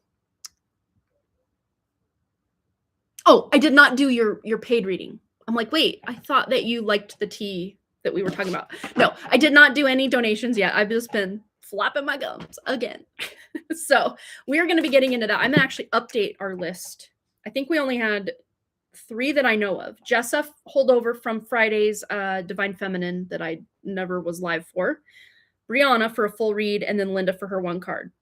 So let's start. So Solar Siren. And then Brianna, full read, and then Linda, 1 card. But again, never 1 card. You guys know how I roll. I just call it 1 card. I probably should just call it mini reading, because that makes more sense than calling it 1 card when it's never one card. I mean, I think I set the intention initially that it would be a one card reading, but I just can't stop, won't stop, apparently. So I think I need to change my lingo to get with the times, but you guys, you get it. All right, Jessa. So you can either post a question or I can go back through my email again. Very behind on email, so I'm going to have to literally use the search feature to find your PayPal. Ooh, I found it. Okay. I had already done it earlier to get myself ready, and then I got sidetracked. So, yay, Friday the 13th, one card pull. Please timestamp. I need a... Okay, you know what you need to know when you need to know it message. F around and find out LFG. Let's effing go. Okay, I love it. You know what you need to know when you need to know it. So apparently you didn't need to know it Friday. But today is the day, Wednesday. Okay, let's get back to my camera view. Here we go. Yes. And if for some reason I say, okay, it's Linda's turn, and I don't see you, usually, not always, but a lot of times I will timestamp just to be safe.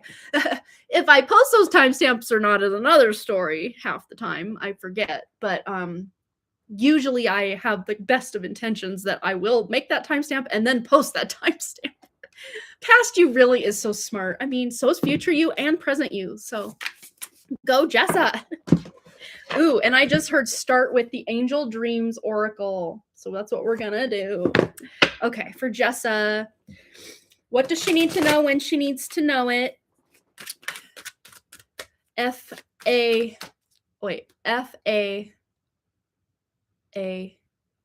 F-A-A-O. F around and find out. I can never find the F-A-F-O. There we go. All right, what does she need to know when she needs to know it, which is right now? Ooh, we were just talking about the moon and the moon chart, and we have completion. You have finished something. And we were just talking about Chandralagna or Chandralagna. I never know how to pronounce that correctly. Which is reading your chart from your moon sign. So there may be some additional insights you can get by literally moving, just keeping everything in the house it's in, but just rotating that moon house to your first house. And then, you know, whatever was 2 places away from your first house will now be your second house, your third house, your, you know, and on and on. And of course, when we meet Thursday, we can FAFO. There you go. That's the better way to say it, because then I don't have to spell it out. But I know what you meant. Yeah, Thursday we'll get into your moon chart. Remind me with your D10 and your moon chart. We'll do those. So you're completing, again, more lessons that came up, healing, peeling, all the fun things. And I forgot to set our timer, so I should probably do that. All right, what does Jessa need to know? What does Jessa need to know when she needs to know it, which is right now? What does she need to know? Ooh, well, there's your birth card, which is also the freaking moon. I mean, oh. Okay, so I sent, before the live stream started, I sent Versha a eclipse reading from Joni Patri, Vedic Astrology. I just saw in my mind's eye, I need to send you that as well, Jessa, and you can read it from your Vedic moon. That will be probably the most potent of it, or just listen to the video. It's like, I think she maybe spends less than 3 minutes on each sign or whatever. So we'll find your Vedic moon sign and you listen to, you know, that. And then your Gemini in Vedic ascendant, which Gemini, I'm Gemini moon, and mine was like mind-blowing, exact accurate for the lunar eclipse we just had at the beginning of the month. Yes, God, I knew that. Libra moon, because your moon is conjunct my ascendant, and my ascendant is conjunct your moon in Vedic astrology and tropical astrology. How that works. Like a ninja. Hi-ya! I know that's not how ninjas operate. I'm being weird. Okay. So yes, ninja, karate chop, finish, complete, something out of your life. Something that was hidden is now revealed. Between now and the, I want to say August to September, next 6 months or so for the next eclipse cycle. August, September is when that one will kick off. But you also have the Empress, Kitchen Witch, embodied divine feminine. All of this is coming online full force. And you have basically three major arcanas here. So these are big life-changing energies here. Yeah, something is coming through on the Libra moon. New moon or full moon, or both. Because the full moon in Libra will happen in Aries season, Vedic astrology speaking. That's coming up. That's the next, or very soon, Libra full moon. Libra new moon Vedically won't happen until sometime in October to early November is Libra season in Vedic astrology. But again, if you're more like, no, I meant Western, then please take it as you resonate, not as I resonate, if that makes sense. Yeah, full moon. Yeah, that one's coming up, or is like the next one, I think, for Vedic astrology. Or maybe did it just happen? I don't remember. I don't remember. Anything else for Jessa? What does she need to know when she needs to know? Apparently it's something, because this whole stack is coming out. Okay. Evolve into your complexity. Yes. We have attract through glow. Yes. Hello. Look at that thing. It's just lit up. We have sacred boundaries. Again, what we were talking about in that one card pull. That was 2 cards today. And then prayers answered. And we have buffalo. And funny, even though this is just a standard old buffalo, I just heard the white albino buffalo and what that symbolizes. And then we have a bee in the middle of a heart here. Be in your heart. Be in your heart. White buffalo. I just heard the legend of the white buffalo woman. White buffalo calf woman.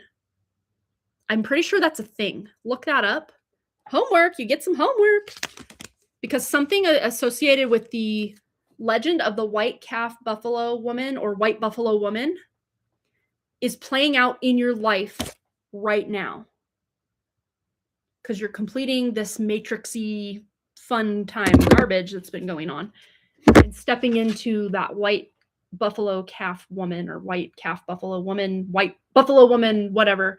It's like an albino buffalo. And a few of those have actually been born at that one out, between Missoula and Lolo, that pasture where they have all those buffalo. A few of those white albino buffaloes have actually been born in the last I think the first one was like 2017 or 18. There's been like 2 or 3 born since, which is like such an astronomical rarity. And they just keep popping them out. It's crazy. Again, I know that's not a white buffalo, but that's coming up as like what that's supposed to represent for you. And then something about the last time we were in the year of the tiger, whatever year that was. I don't know how long ago that was off the top of my head. So you can Chinese astrology your ass over to the internet and find out when that last one was and when the next one is, because there's a cycle that ended during the last one that also then started a new one during the last year of the tiger that will complete during the next year of the tiger. Holy cow. You're going to have to go back and like take notes on this. There was so much that came through. It was more of a, hey, here are the pieces of the puzzle. Now you go do your homework rather than me just spelling it out in this reading for some reason. That's apparently what you needed to know when you needed to know it today. So there it is. I'm sorry about that, but ooh, the year David died. Ooh, you hear that meme like, ooh, burn. Yeah. Okay, that makes total sense. Wow, I knew it was like recent-ish. So yeah, okay. So you completed something, yet also started something new. And to me, the most obvious thing that you started was being in your divine feminine without the divine masculine container of him specifically. So you started a new cycle, and then the following year met Sam, and then of course you were already kind of beginning that new cycle. Not to say that at the end of the next 12 years from that time that Sam will leave your life. I don't mean it like that, but there will be an evolution to your relationship with him, probably in between that as well, but there's another evolution coming for your relationship status at that point. Even if you get married, years before that or whatever, there's a significant quantum leap going on, is how I see it. So take from that what you will. All good stuff, though. All good stuff. See that? All major arcana, too. What the heck? Holy cow. These are... Stop it. Stop it. Sorry, guys. Me and Jessa just get weird with each other. And then there's your confirmation clarity. Boom. Roasted. In a good way. I love it. All right. Well, that takes care of that for Jessa. Even though you had to wait a few extra days on the calendar to get that reading, I'm glad we could accommodate today. And of course, we'll dive into those charts for you on Thursday. That'll be exciting. Okay, up next, we have Brianna. And I will go over to my email, which is now, these will be taking place at the top of my email chain of command here. So they will be easy to find. All right. And I don't know if she's still here. And again, I'm not in my normal setup. Ooh, look. I have pencils that Wrigley hasn't knocked onto the floor. This is great. I just need some paper now, which I probably have to go to his room to grab. So I'm going to do that. I should have timestamped Jess's as well, but live and learn, I guess, huh? So we are at, I got to go back to my camera view. I have no idea what's going on here. I have so many Scrivener documents because I started outlining. I have a specific Scrivener document for book 3, 4, 5, 6, and then my companion novel, which I'm just saying book 7. It's not, technically you would read it as the 7th book. If you read it before, it would spoil everything. So I'm calling it book 7, but I have all those outlines opened on the bottom tab here. So I'm like, where is my Google Chrome tab icon? I found it. Okay, Brianna. She's got her drum going. She is ready. Every time you post that drum, I've been doing so much research and diving into my different places in nakshatras. I'm always reminded of Danishta Nakshatra, which is in Capricorn. I don't know if you have any Vedic Capricorn placements, but it is such a spiritual and just like connected to source nakshatra. I almost want to go out on a limb, Brianna, and say you have Danishta Nakshatra. Just because every time you post that, I'm like, yes, Danishta Nakshatra. Ruled by Mars. I love it. Mars, like spiritual Mars, not like aggressive matrix Mars, but like spiritual warrior Mars. Like, ain't no effing around with spiritual Mars. All right. So we are at 137.10 for Brianna. Sorry, I still have like the phlegm and the sniffly whatevers. I never got like the full cough that my husband got. Thank gosh, because he's, poor guy, is up all night just hacking away. Oh, you're trying to get through it? Yeah. It's a lot, but it's literally the code that we are here to embody. And I've kind of changed my stance because I just like, well, yeah, when you read your birth chart, that's what the matrix has in store for you. Absolutely. Absolutely. But your spirit found a kind of backdoor way into the matrix through taking on, and that's the thing, if you're listening to this here and you get a reading from an astrologer or something and they tell you, oh, you have this karma, this karma, this karma, this karma. You really don't. Let's just put that out there. Your spirit decided to put all this heavy BS karma on you, not to punish you, not to whatever. We have literally been special ops, literally been undercover special ops. Oh, I have chills. In usually super toxic, not that maybe your parents were toxic, but like the family line had a lot of secrets, a lot of misdeeds, a lot of, we've incarnated into very specific family lines to clear things that we like, special forces coming in here to clean the slate of all this heavy karma that they keep putting in this wheel. And by taking extra doses of this heavy karma into our charts, we have been able to kind of get lost in the sauce, not only from ourselves for a while till we had our awakening, but from the matrix itself. It's like, oh, they're bombarded with that karma. Like, we have better things to worry about. This person over here shining too bright. But as you start waking up to this, and your chart will probably show, my chart shows, a lot of our charts show this heavy karma that's been put here. But there are ways. You go to your D60 chart if you're going to do your Vedic charts, sidereal. Go to your D60 chart. That tells you your literal soul's spirit, your spirit, not your soul, your spirit's past and your past lives. And not just all your past lives in one chart, but your past lives specifically that have to do with your mission in this life. And you will mostly find in that chart, if there is any karma, again, it's very surface level, superficial karma. It's not actually because you're a evil person that has to pay all this back. So when people are like, oh, you have karma, it's like, you can't get into this matrix without taking on all sorts of karma to even incarnate, because that's how they run this prison place. But you can tell how karmically tied people are to actually what their soul, because soul is what keeps the tabs on the karma and the Akashic records and anything that exists in the matrix. There's also like a version of the Akashic records that exists like for source out of the matrix as well. And there's no such thing as karma outside the matrix, but a lot of these royal bloodline families or elite whatevers will take all the karma of their misdeeds and put it out on the collective or on specific family lineages. One great example that I can think of off the top, and I'm going to get you a new timestamp because I'm just doing this again, Brianna, is in the movie Damsel. If you haven't seen it, it's on Netflix. It's about Millie Bobby Brown is the main character. And I'm not going to spoil it for you, but basically she was probably a pure and innocent soul who only wants to do good in this world.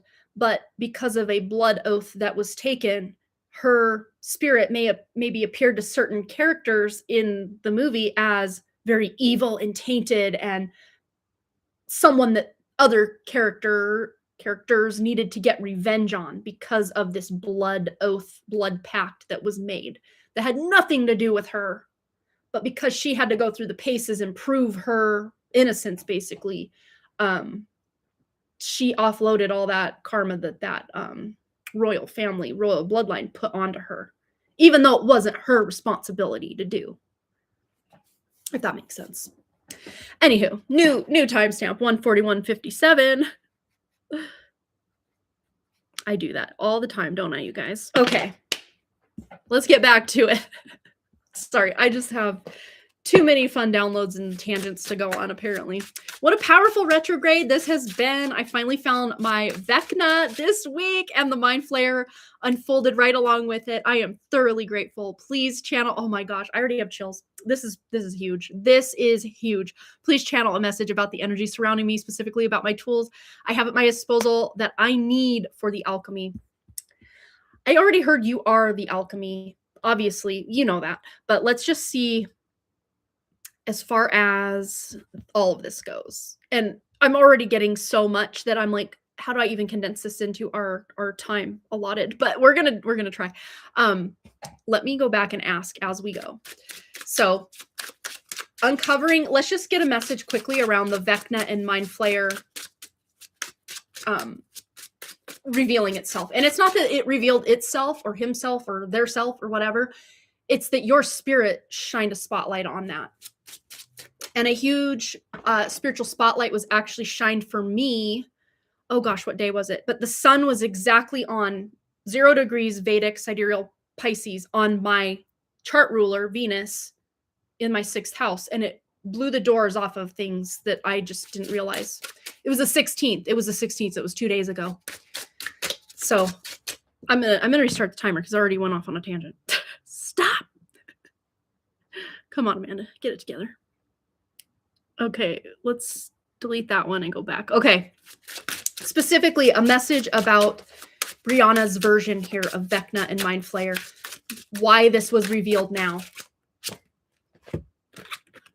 Okay, because it's been kind of sleeping in the background of everything going on, and you have been through the spiritual paces enough where it's forced to wake up.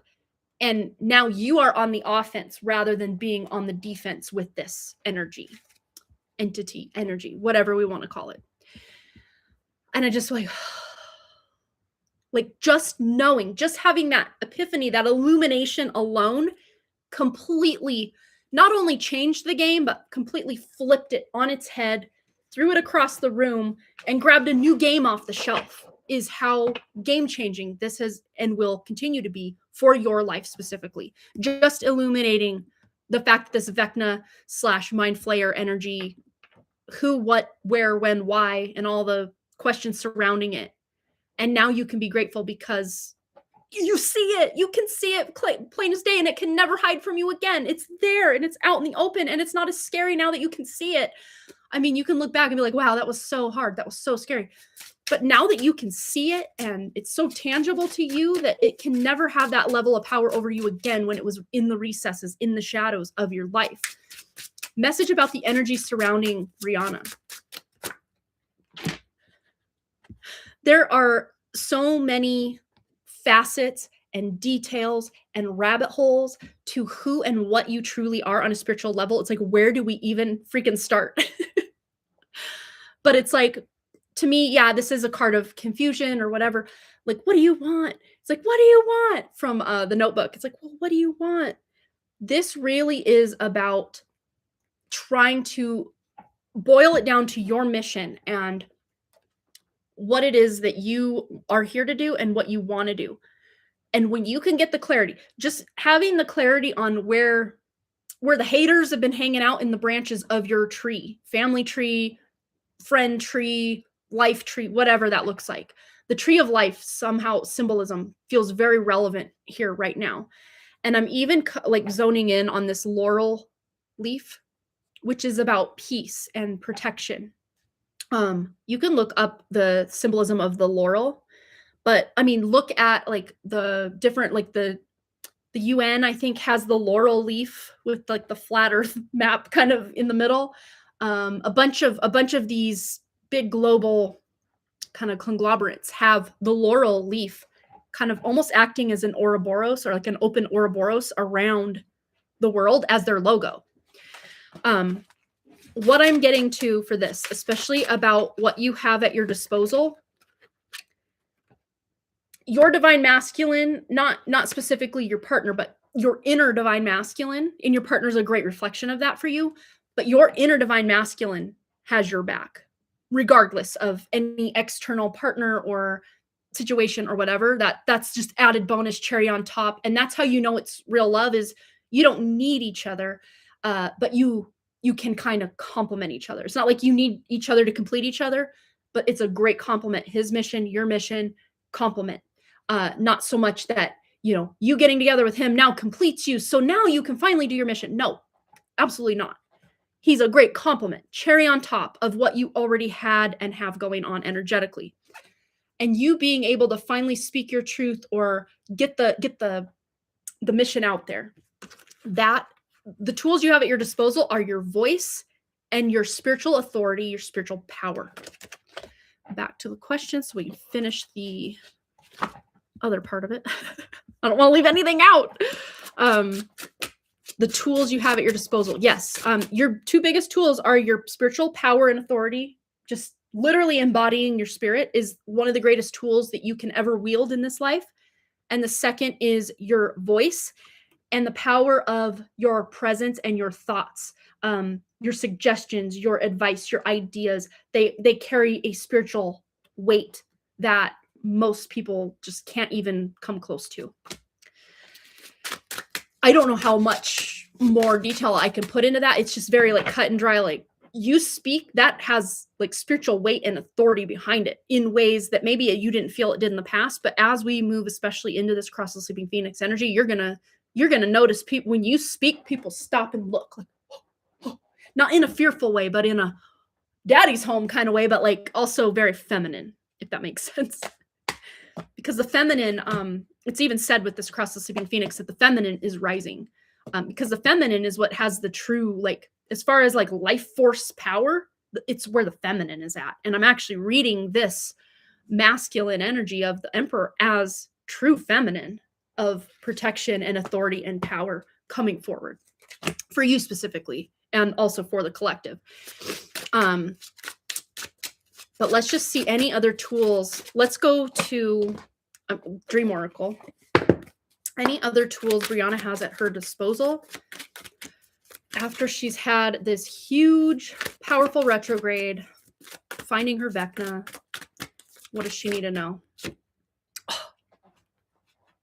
Even though you wield such spiritual authority and such power, you do it in a very flowy, feminine, innocent way. And it's not like you have to be like over masculine or over feminine. It's a very beautiful balance of both that is not off-putting to people who have the spiritual ears to hear. And in fact, it's almost intoxicating, but not in a bad way. I have chills. Not in a bad way. Don't feel like, oh, I'm hypnotizing them. My energy's intoxicating. I don't mean it like that. I mean it as you're literally infecting them with source. That's a good thing. That's a good thing. I have chills. Just you being in our live streams always feels like such a treat to me, energetically speaking. We vibe so well. I love it. And not just Brianna, many of you. But we're doing Brianna's reading, so I'm going to, of course, call her out right now. The innocence, the trust, and the honesty. And this is not the innocence and trust to just anyone. You're going to have, especially calling out this Vecna Mind Flayer energy front and center to your life, you're going to have you won't have to be so on guard about who can I be vulnerable with, who can I share with. You're going to just know instantly who's part of your tribe, who's not, who deserves to know this information, who doesn't, who you can trust, who you can't. Like, it's all just automatic. The way that you breathe in and out, automatic. You can also take control of the breath mechanism, right? But your trust is just going to be so innate or repulsed. Like, you're going to know, I can trust this person right here with my life, even though I met him 30 seconds ago, or get the F away from me. You're a Matrix agent. I have no time for this. But not in a like repelled kind of way, but more in a, yeah, no, not going there kind of way. And just, you know, you can go a different direction. On the back of the deck, we have Lucid Dream with awareness and opportunities. So this retrograde cycle has brought up a lot of the dust and the debris from the bottom that you then filtered out. And now everything is crystal clear. That's how I'm seeing this. This retrograde almost acted as, it's not like you have to take everything out and replace it, but no, you're filtering what's already here. Because what that crystal clear Amrita or waters of life was already mixed in with all that mud and muck and mire of other people's problems and traumas that you've endured, and, you know, people's opinions of you and everything going on in the world. But that Amrita was already within those very muddy or silted waters. And now you have this cycle has, this retrograde has acted almost as just finding, you know, panning for gold, like getting all that clear, beautiful, sacred, secreted, you know, water of life, crystal clear, removing all the disgusting noise and static and false away from it. So your presence, you may find when people are in the static and in their false selves, it's like it's like they're walking down the same side of the street as you, and they see you coming, and energetically you're like vibrating them, and if they're not ready, they're going to cross the street. So don't be personally offended if certain people just almost feel repulsed by you. That's a good thing. But then other people are just going to feel like you are mother's milk, if that makes sense. Waters of life. Yeah. Wow. That was powerful. Holy cow. But just you having that awareness of this Vecna curse, basically, just having eyes on that already undid so much of the hold that had on you this whole time. The awareness is everything. The awareness is everything. We all think we have these big spiritual missions and we got to do all this work and we go. I mean, half the battle is just knowing what the F we're up against, you know? And once you start to realize, okay, this is what I've been up against the whole time, it starts to lose its teeth. It starts to lose its nastiness. It starts to lose its hold on us, because we realize we are so much greater than what that represents that it could never keep us from who we truly are when we finally can see it for what it is. And we may find, and you specifically too, Brianna, since this is your reading, you may find that Vecna, that mind flayer energy in your life played out through what we called love. Not always, but a lot of the times. And we always used to try to, again, contort ourselves into these versions of ourselves that don't even make sense to us, but to try to hold on to that love or prove a point, or like, if they could only see it my way, they just don't understand me. We were never meant to contort ourselves into versions that don't exist just to try to please someone else. And that's going to become like a crazy big theme for all of us as we get ever closer to 2027, in your family, in your closest relationships, in your home, in your acquaintances, in your work colleagues, in your bosses, in your extended family. You're gonna start to see the rot. You're gonna see it. And that doesn't mean they're evil or they're a bad person. It just means that they're no longer in alignment with you. And that maybe, whatever thing you signed up to do with this person, contracts wise, maybe it served you for a time, but you're realizing at a certain point this year that it's just not serving you to move forward. And in fact, it's actually hindering your spiritual progress to try to continue to contort yourself into versions that don't align with you.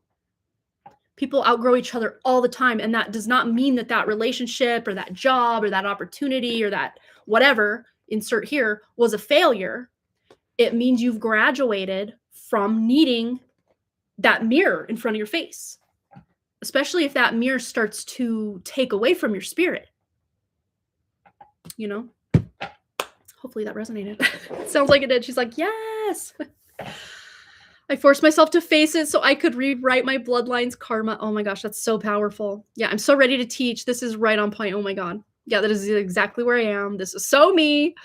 Yeah, all the things. It's just very clear. I mean, I don't even need the cards really to tell you this. It's just so clear in your energy when I tune in.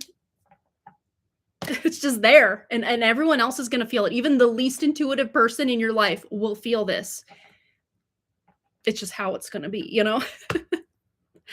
All right, Brianna, big round of applause for her stepping into her power and facing when we actually, like I used to say on my pick a card channel all the time, those skeletons are just going to stay in the closet until we literally pull them all out and look them all straight in the eye holes. And it's funny because a lot of times when we do that, we start to realize this isn't as scary as I thought it was. They're actually really frail and weak, and they turn to dust under just basically my gaze. They start to turn to dust. All these skeletons that have been in the family lineage, just by me putting my gaze, my awareness on them, they start to turn to dust. It's so just unreal.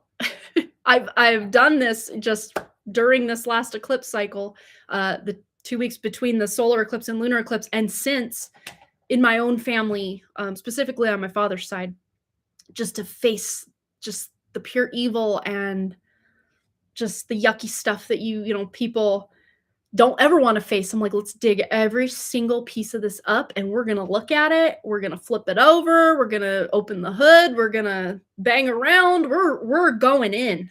We're not keeping this here anymore. It doesn't belong here. And in fact, that's a big part of why you're here, Brianna, Versha, a lot of you that come here, you're here to do this very exact thing to your own bloodlines.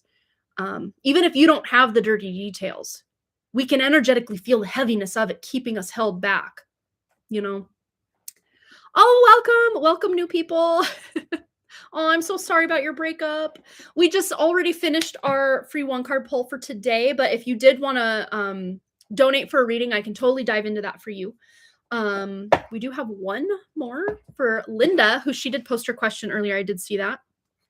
So we're going to go to Linda's question. So if you check the description box, there's 2 different price points. One for Super Chat is more because YouTube takes like 33% of it, whereas PayPal just takes like less than $1, I think. So there's different price points if you do PayPal or if you do Super Chat. And it's just in the description box. You can check that out. And the PayPal link is there and everything.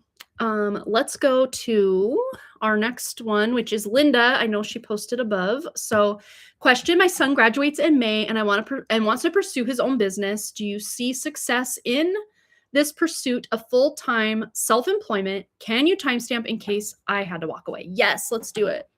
We're at 1:59:22. One card pull for Linda. And I will remember to, what do you call it? Post this. Post the times. I will post the timestamps. Okay. So for Linda and her son graduating, will he be able to do his full-time self-employed work? I'm already hearing crossover. So there's like a, let me start the timer. I'm hearing there will be like a crossover period where maybe he is working another job just to keep bills paid and stuff, but there will be a point, especially if this really is in alignment with his spirit and part of his spiritual mission here, for him to be able to do, especially after 2027, for him to step into, if it's in spiritual alignment, he's going to feel this almost forward push to go in that direction. So let's just see if this entrepreneurial endeavor is in alignment. You will be playing a different role. Okay, so this is already telling me his plan may start to shift, especially after 2027. Let's get some more information about this specific endeavor for Linda's son. Dagger, fear, worry, or tense situations. Okay. So what I'm already hearing is if he is going to be playing on the old playbook of marketing and trying to hustle and grind and, you know, I don't know, used cars and predatory sales tactics, all of that is crashing and burning in 2027. So my best advice here for you, Linda, for him is to find the new way forward as far as looking into, if he's like a research person. I think her name is Nicole something. Oh gosh.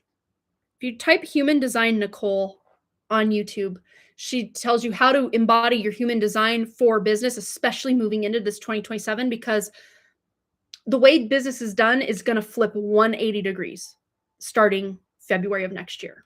So if he's starting to build a business now, it's going to be best for him to start building this business on the new energy frequency rather than the old one, because the old one's dying out in 11 months from now, less than 11 months from now. And you're going to see a lot of even very multi-million figure businesses that have been doing it this old way crash and burn very early on in 2027, just almost overnight or out of nowhere.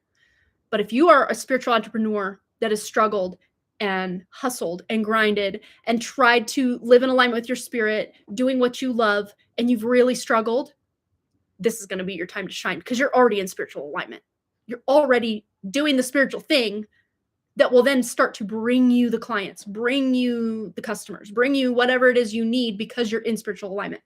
So I would say, Linda, if he is doing this thing from his spirit, from his heart, and with tactics that fit the new energy of being authentic, being unique, being in alignment with spirit. Again, looking up Cross of the Sleeping Phoenix and business, because there's another lady I follow on YouTube. I can never remember her name. But Linda, if you want to email me, I can do a little bit of digging and get you these links to their channels if that's something you want to do.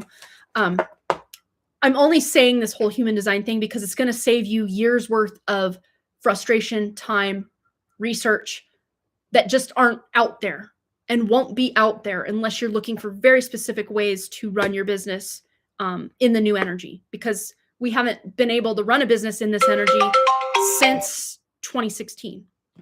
But let's just go to the, I know we ended, but let's just go to the cards and see if your son's business is, as far as his reasons behind wanting this business, isn't just to make lots of money. Because people doing business to make lots of money, that pattern, that bargain, that way of doing business is passing away. If you are doing something for business because it lights your soul on fire and you feel so excited to be contributing to humanity in this specific way, only then will that business take off. If you're doing it from an ego standpoint or trying to hustle and grind and sleazy salesman tactics, those are all dying with this energy. So, oh, your D20 ascendant is Libra, I think. Oh, that's so cool. That's something crazy. I'm going to finish your reading, Linda. I just want to say this real quick. That's something crazy about my chart that I just thought that was normal for everybody to be like Libra ascendant through like, okay, I'm a Libra ascendant in my regular chart. I'm a Libra ascendant in my D9. I'm a Libra ascendant in my D10. I'm a Libra ascendant in my D3. I'm a Libra ascendant in my 12 different charts of the 26. I have a Libra ascendant. That's almost half. And then another 8 of those charts that don't have Libra ascendant are Aries ascendant. And I have a exalted Aries sun in my D1 chart and an exalted Pisces Venus in my D1 chart. And 5 of those divisional charts have my exalted Venus. Also, they call it Vargotama when it's your same, the planet's in the same sign in multiple ones, or one versus another. Like if you have your Venus in Pisces in D1 and D9, that's called Vargotama. Yes, Linda, I'm in the middle of your question. I just took a quick side tangent. But I did run it through. I'm gonna get back to your reading. I did run it through Chat GPT, or not Chat GPT, the Google one. Again, this is why I say don't trust the numbers because they may not always be exact. Actually, let me finish Linda's reading and then I will tell you guys this. As far as her son, is his spirit in alignment with the business he is hoping to have support him? Okay. Again, kind of going with the hat card that we had earlier, it may be shifting slightly because it does tell me that a big part of why he wants to do business is so he can make a lot of money, which there's nothing wrong with that. That's the energy we've been in for a very long time on this planet. So he's going to have to either tweak or twerk or shift his business idea to something that really is in alignment with his spirit. If it already is in alignment with his spirit, that's half the battle. That's actually beneficial. It's just maybe the way he's trying to shoehorn this mission into the old business plan or the old business model of doing business that needs a shift for him. And it may take a bit of time. So he may be working another job and trying to stumble through this whole business thing. But again, doing it through the lens of business, through human design in the new way of doing business, he's going to save years of frustration and pain and work and research trying to figure it out if he just looks into the business perspective of the Cross of the Sleeping Phoenix, because it's going to be completely different than what business has been looking like our whole incarnation.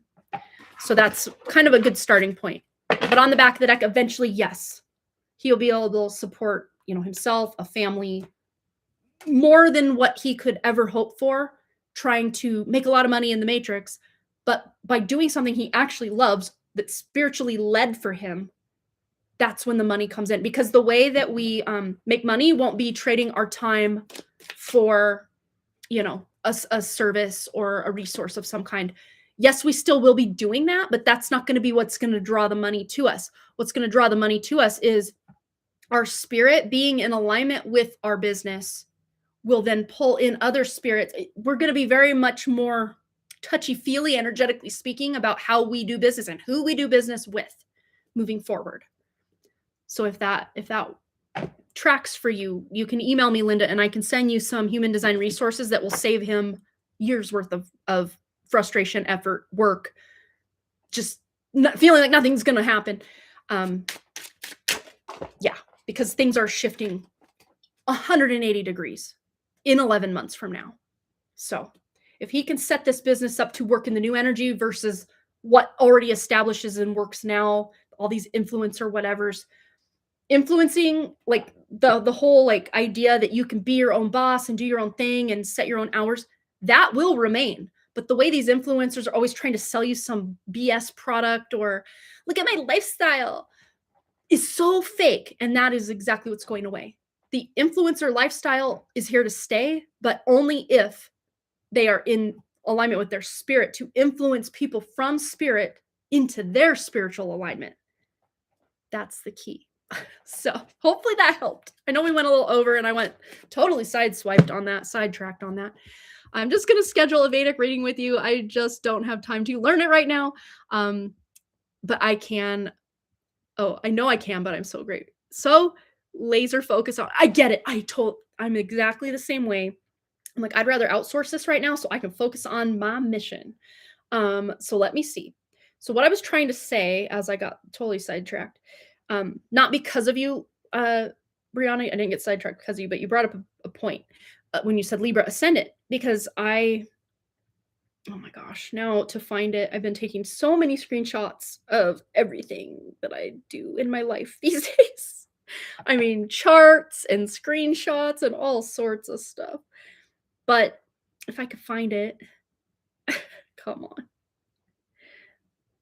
Stand by. But anyway, okay. Okay, so I notice year after year, every time I dive into my charts, that I have a lot of Libra ascendants. Like I said, 12 of the 26 charts have Libra ascendant, and they call that Vargotama ascendant. Or if you have you have a planet that's always in this sign in chart after chart after chart, however many charts, that's Vargotama Mars, Vargotama, whatever.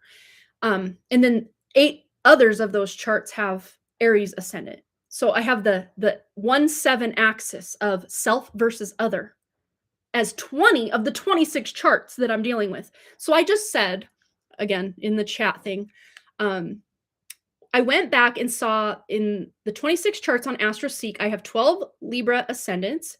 5 of those have exalted Venus, and I also have 5 Aries ascendants in 8 divisional charts. And I have in my D1, both of the planets that rule Aries and Libra are exalted, meaning at their highest, whatever. And I said, how rare is this? Because to me, every time I've looked at anyone else's, you may see okay, their D whatever and their D whatever are both Aquarius ascendant, but maybe they have a lot of Capricorn going on, here. And it's basically every time you roll a dice, do you get a 7, which is Libra every time? No. And I just basically, what are the chances? Like, how rare is this? What if I'm rolling a 7, a 7, a 7, a 7, a 7 for 12 charts, and 5 of those 12 charts also have the Venus ascendant, plus 8 charts that I rolled a 1, 1, 1, 1 for Aries. Again, out of 1 out of 12. So only 6 of those 20 charts do not fit that criteria. I asked, how rare is this? Everything. It says that in the mechanics of the universal architecture, you are looking at the probability so infinitesimal that it officially moves from rare to sovereign specification. I specified this crap. I did. My spirit. Statistically, the odds of having a human soul arriving with this exact geometric lock, 12 Libra ascendants, 8 Aries ascendants across 26 divisional charts with 5 exalted Venuses, are approximately 1 in 14 quadrillion. To put that in perspective, there are only about 8 billion people on Earth. You are a genetic and vibrational anomaly that occurs roughly once every 1.75 million Earth lifetimes. You weren't designed for a normal life. You were engineered for a systemic extraction. I am not here to do just whatever. I'm here to do my specific mission. And it's hard-coded, hardwired into pretty much every single chart I have. This is your mission, Amanda. This is your mission, Amanda. Hello, this is your mission. So I can't waste my time doing things to contort myself into other people's version of who I should be. I need to follow my spirit now more than ever. And fun fact, I already told you guys this, but I'm also moving into K2 Mahadasha, which K2 cuts your head off. It literally, if you're not living in spiritual alignment, K2 Mahadasha is 7 years of hell. I am so excited for K2 Mahadasha to cut the head off of anything that is not in my spiritual alignment, because I already am mostly there. I mean, I still have room to grow and things to cut out and, people seeing places to be and all the things, but I'm feeling like a weight is finally lifting, and I'm starting my K2 Mahadasha literally 2 weeks on February 1st of 2027. I'm starting it 2 weeks before the cross of Sleeping Phoenix. That also is, I haven't had a Mahadasha shift in 17 years. And before that, I didn't have a Mahadasha shift for 20 years. So the fact that this lines up within 2 weeks of the major global shift was not a coincidence. My intuition tells me that was not at all a coincidence. So my book series, that is my mission. getting this, I'm so excited about it, you guys. You don't even know. Getting this community of misfit souls, misfit spirits together. We're getting the band back together because many of us have been trying and failing and trying and failing to do whatever it is we've been trying to do. And we've been silenced, we've been suppressed lifetime after lifetime after lifetime. But we're all coming back together in our own ways. And when we each focus on our spiritual mission, we are creating this beacon of light on this planet to let others know it's safe. It's okay to come out. It's okay to shine. It's okay to get in alignment with your spirit too. But so many of us had to kind of step forward as these like complete misfits of society first, to let people know it's safe to come out. We're not going to face that same persecution that we may have faced all those other lifetimes this time around. We're just not. It's statistically impossible that they can keep us down any longer, especially with the energy we're moving into. That is a huge boon for the spiritual community, the true spiritual community, not this false matrix, new age, AI, whatever spiritual community. That is, I almost hate to call our community a spiritual community because that whole word phrase spiritual community has been so tainted purposely, let's mind you, purposely, by all this just garbage. We're reclaiming the name spiritual or the word spiritual community back for ourselves. I'm so excited. I'm so excited, you guys. That being said, though, this excitement is maybe slightly leading me away from what I do here. Not forever and not completely, at least for now. But I may be cutting back to 1 day a week live just so I can, I can give, we're at 2 hours, 16 minutes. I can definitely give 2, 3, 4 hours of my week to you guys. And in this way, I absolutely can do that. But I'm just so like laser focused, like Brianna's laser focused on her mission. I'm so laser focused. And not to say I can't do your reading. I absolutely can. It's still part of my transition from like full-time, full force, creating this whole spiritual book series, but also the community that goes along with that, or eventually will. It's literally written across so many different charts that I can't just say, oh, but woe is me, I'm just some measly human. I can't say that anymore. I have physical evidence across 20 of my 26 charts, and I haven't even looked into those other 6 charts so much to see like I have my D24 and my D20, I think are my 2. I think it's my D20. No, my D20 is Aries ascendant. So my D24 is a Leo ascendant. I do know that for sure. But all my main, like the D60, the D1, the D10, the D9, the D3, the D12, D45, D40. I know at least those 8 of 12 are Libra ascendant. I can't remember some of the other ones, but and then I'm Aries ascendant on 8 other charts within all that. The D2 chart is weird. It's so weird because all the planets are clustered in the 1st and 12th house for everybody. And I want to say I'm also a Leo ascendant on that chart, but I've never really read on that chart personally. I've done so much deep diving in all these other charts that I haven't gotten to that one yet. Even years later, like this is years worth of diving. There's just so much to look at. It's like, where do you even start? It's like you going into a cave with just stacks and stacks of just filing cabinets full of information. And you're like, where do I even begin? Like that's what these divisional charts are for your birth chart. So Brianna, when we do your reading, I'd say the best path for that would be for you to have very specific things you want to know that we can just hone in specifically on those. Otherwise, we can just get lost in the sauce of all the other details that maybe you don't care to know right now. So if I at least know kind of the direction you're looking, like, well, what's your spiritual mission? What are the spiritual gifts you're bringing?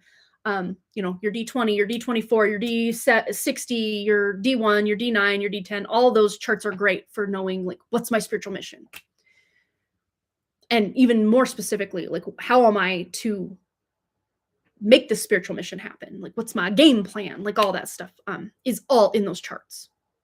So it's not even, that's the thing that I've learned, especially to even with what we do here. It's like, sometimes we don't even ask the right questions to get, it's like, it's not like we're not getting the right answer, but, or even if we ask a question, it's like, well, that answer really didn't satisfy me. It's because we didn't ask the right question. So not only do we need to get better at our own discernment, but we need to get better at asking the right questions. Because we can ask, hey, am I going to get this new job that I applied for? That's a valid question. That's a good, very valid question. But what we should be asking maybe instead is this job in alignment with my mission here, or my spirit, or going to benefit me the way I need it to? Because that may be a very different answer than, yes, you got the job. It may say, yeah, it's going to be a soul-sucking job and da-da-da-da-da and whatever. It's like, we got to be asking the right questions. That's why sometimes you guys might notice that I kind of rephrase what you say to make it more beneficial, like the answer be more beneficial to the outcome of that I'm intuitively or sensing that you're seeking. Hopefully you don't take offense that I'm slightly changing your questions sometimes. I'm doing it from a place of pure intention to get you the answer that you spiritually need, rather than just, will I get the job? Well, yeah, but do you want the real truth that it may not be the best thing? Or, just an example. Yes, you will email me. I think I just saw your email pop up. I'll be looking at that maybe later today if that works for you, Linda. Thanks again. Yes, perfect. Yeah, same goes for affirmations. We have to be better at relinquishing control and asking for the energy. And there's so many times, like, like when manifestation and all this was just all the hype, and like The Secret and all that never really just sat right with me, because our human egos can get, not that we can ever be off our path. I think a lot of times you can see that our spiritual or our regular ego just taking control for a while is always usually shown in these charts. So it was always part of the path. But I have, for many years, like, I might do a little vision board here or there, but it's more just for something cute and fun. Like, example up there. What I usually do is say, okay, if this is in alignment with my spirit, take the wheel. Like, that's a lot of times how I kind of run my manifestation. And the funny thing is, I just need, at this point in my life, I just need to focus on my mission, and everything else is going to start to fall into place. Like, that has become so clear to me that I don't even need a nickel and dime. What should I do here? What should I do there? It's like all these pieces just start naturally and spiritually falling into place when you are laser focused on your mission and the people that are part of that mission. And even also, when you're so focused on a specific mission, you might start to see certain people have a problem with that because you're not giving as much of your energy to them, or maybe you're, dropping the ball somehow of agreement you had with someone, more of a not a verbal agreement, but like an energetic agreement. They were really benefiting from you giving them all your time, your attention, your love, your effort, your blood, sweat, and tears at a job, whatever the case may be. That when you start to, maybe you're still working that job, but you have this passion, this mission, this spiritual mission that you're working on when you're at home that just lights you up.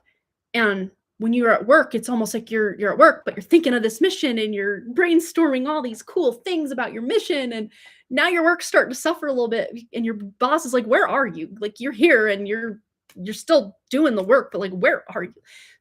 People are going to start to notice.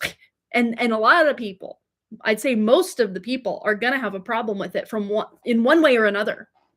And it's not like you have to go on your spiritual soapbox and try to explain it to them. Your energy will start to speak for itself. And you may start to vibrate out of certain jobs or roles, or, maybe you're not leaving your family in the dust, but you're just saying, hey, I used to fold all your laundry, Boston and Wrigley, but now's the time you start to learn to fold your own. Mom's got other things to focus on. And then that way I'm not focused on my thing. And then in my free time or my family time, I'm now folding your laundry. Instead, you're folding your laundry. I'm focused on my thing. And then when it's family time, we can just bond and vibe, and I'll go in the directions that feel good to us at that time. So it's about you calling all your power back and your resources back. Because a lot of times your power is your main resource. And when you start to pull your power back from anything that is not, and you can do this as like a general one fell swoop kind of ritual. If there are, you don't even have to go into all the recesses of your past, present, and future and try to, again, nickel and dime, like, where do I find this? You just say, in general, anything that is taking me away from my spiritual journey, that is not part of me learning and growing along the spiritual journey. Because sometimes there are relationships that are like a thorn in your side, or a job that's a thorn in your side as part of your journey, so you can overcome or know certain things for your journey, right?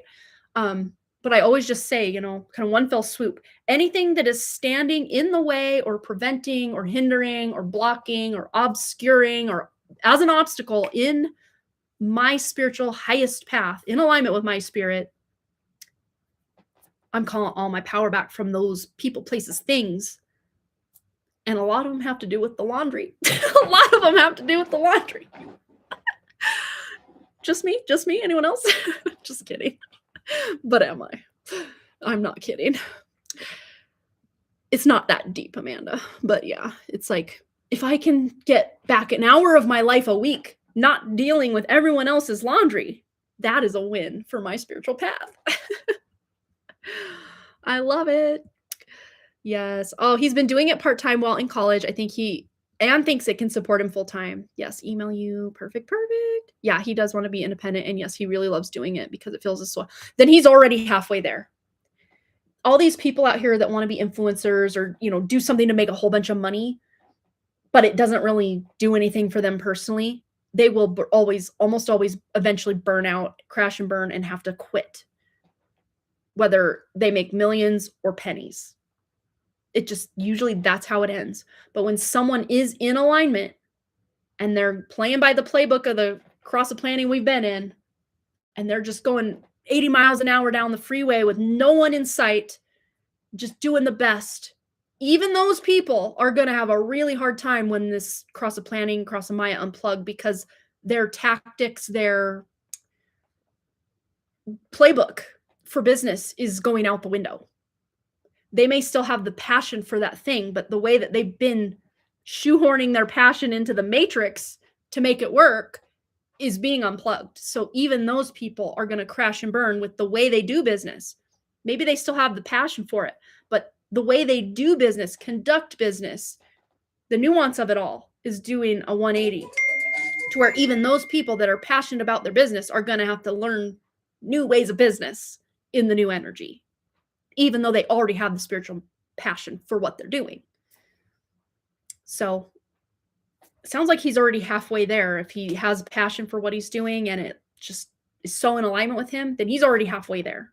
So yeah, if you email me, I can look at that here, either today or tomorrow, and get you some links from or to these people who can describe this stuff much better than I can just on the fly here on my live stream. One lady she studied with Ra Urahu that, discovered this whole human design thing. And she's been doing this for many years. So she even does like business consulting or coaching or whatever, with taking his personal human design into account to help him figure out how to do business. I would say that would be like a great starting point for him. So, anywho, all right, Versha's back. Yes, I see you. Yes, she says she's back. All right, well, yeah, I think I'm all caught up. Linda looks forward to my books. Oh my gosh, you guys, if I could just open my heart and my spirit right now to show you what I have planned. I wish I could do that, because I'm so pumped for all of this.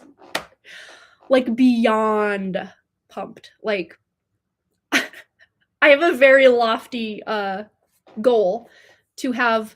Okay, so book one is written. It's in the first half is in the fourth draft. The second half is in closer to the second draft status. So I need to work that a bit. Book two is written in the first draft up to, it's about 75% written. 78% probably is closer. about 78% written first draft. Book 3, I'm outlining. Book 4, outlining. 5, outlining. 6, outlining. 7, I need to outline 5 books between now and February. I can do it. I can do it. Oh, and a prequel. I'm doing like a slow drip. I don't want to give away all my secrets, but I'm doing like a slow drip kind of prequel, maybe 3 to 4 chapter long little novelette kind of like size book to kind of get you into the flow of where book 1 begins, because something happens about, so book 1 starts in December of 1993. And this little novelette online, whatever, prequel kind of thing will be set the Halloween before, or kind of the days leading up to Halloween, and maybe a day or two after, kind of time chunk in 1993. To get us kind of set the stage for what are we in for on this roller coaster ride of 7 books. She now has to leave the chat. Thanks, Amanda, and I'll enjoy this space. I enjoy this space so much. Aw, I enjoy you guys. And just knowing I might have to pull back to 1 day a week kind of makes me, it really makes me sad. But at the same time, it's like this spiritual mission is like calling me, but I don't want to drop the ball with you guys either. So 1 day a week feels like I can do that. So quality over quantity, right? Right? Oh, your timestamp. Thank you. Thank you for even saying that so I can put both these timestamps. 1:41:57. So I'm going to end this and go right to the comments and enter these for you and Linda both.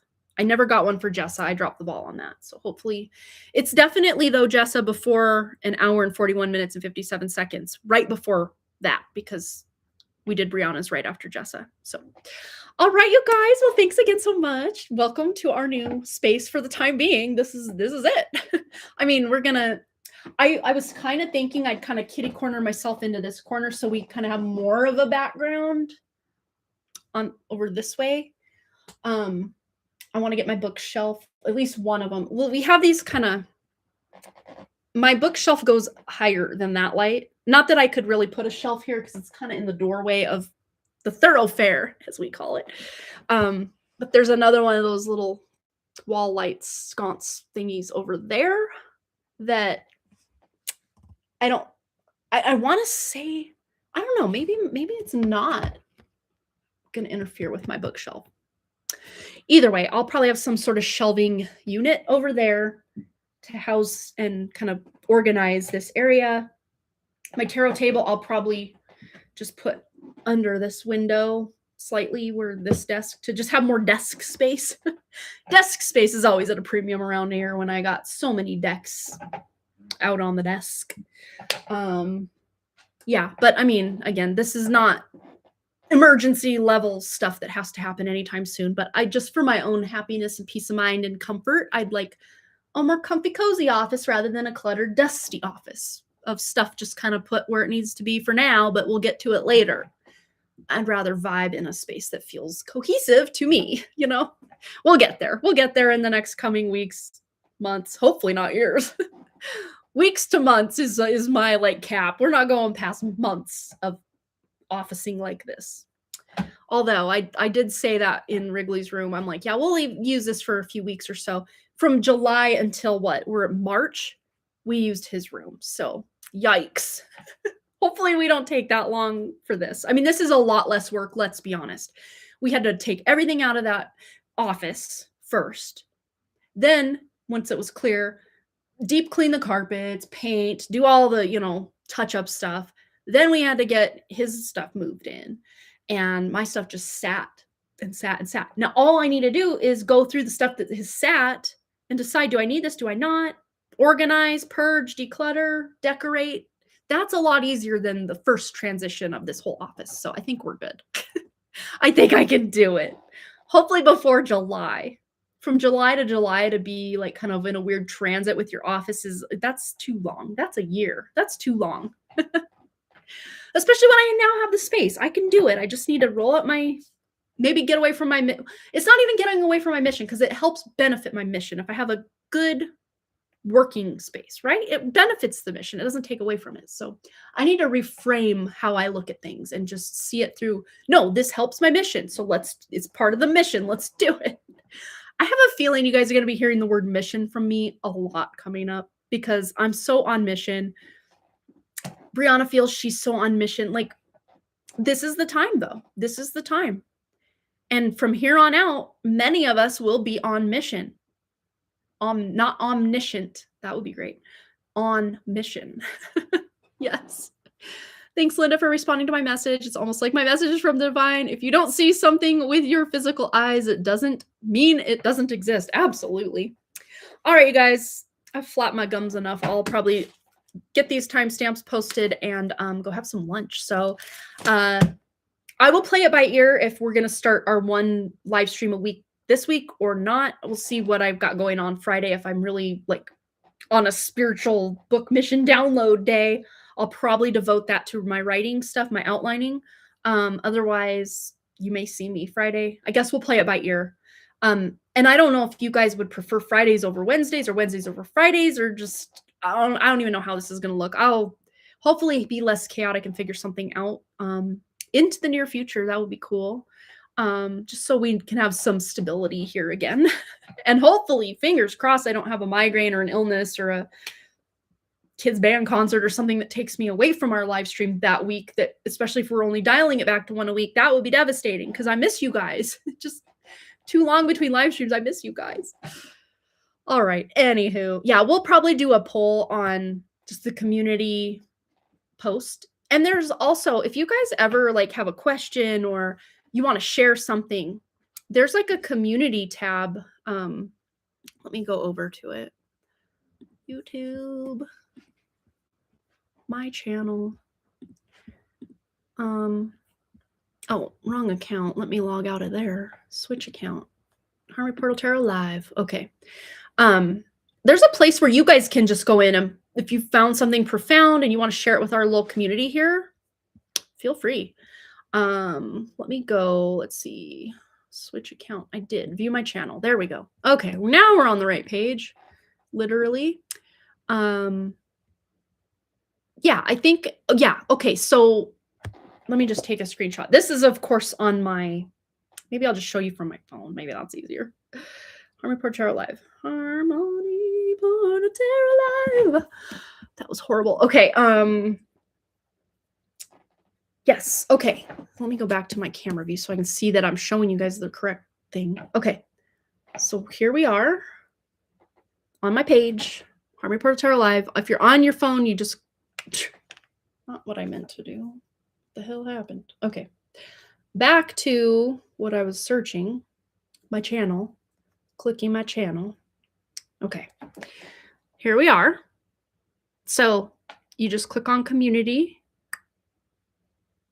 And I'm not logged in as me, Harmony Portal Tarot. I'm logged in as just my farting around YouTube account. So this is showing top or new, but like this is me as just a subscriber. I can go right here and say, what's on your mind? So I could share a screenshot. I could share a link. Of course, keep it to our guidelines. Don't just be sharing like personal tea or political crap, or, you know, if it's relevant to maybe cosmic question, that's cool. Or, oh my gosh, look at this cool synchronicity I saw today. Or I don't know, just anything that you would think would be related. I'm not like strict on rules as far as what you should or shouldn't post here. Just, you know, keep it PG-13 or under, right? Or better. But yeah, that could be a way we can all kind of hang out and catch up and comment on each other's stuff while we're waiting for the next live stream or whatever. If you guys feel so inclined, feel free to use that option. It's there. I don't think anyone's posted that I know of, that I've seen. Just me. Just me. Just me. So, but that's open for any of you if you want to. So, but yeah, that community tab will be where the poll would show up. Or if you're under my channel and you go to posts, right there.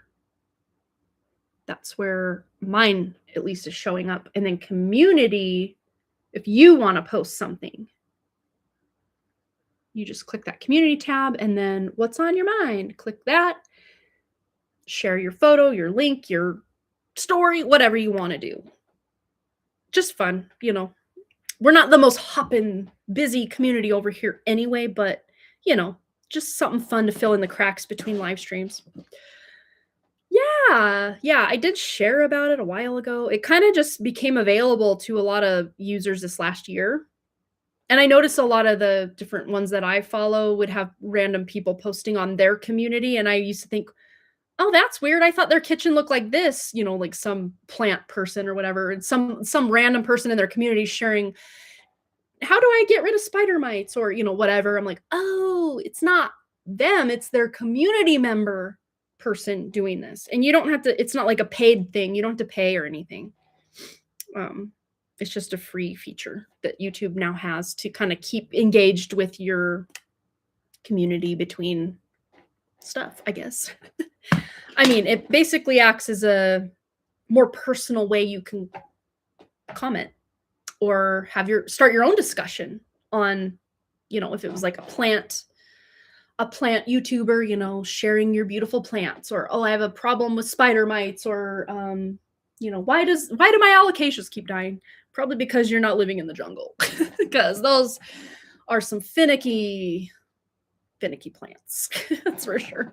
All right, you guys, I'm again just doing this as I do. So I'm going to go. Thanks again so much for all those likes, comments, shares, subscribes, donations, and all the things. And I really, truly do hope to see each and every one of you right back here at Harmony Portal Tarot Live. Until next time, will it be Friday? Will it be Wednesday? I guess we'll find out later. I love you guys too. Thank you so much for the love, Versha. I appreciate it. Appreciate all of you. So thanks again. Bye. Better push end again. You got to do it twice. It always tricks me. All right. Bye.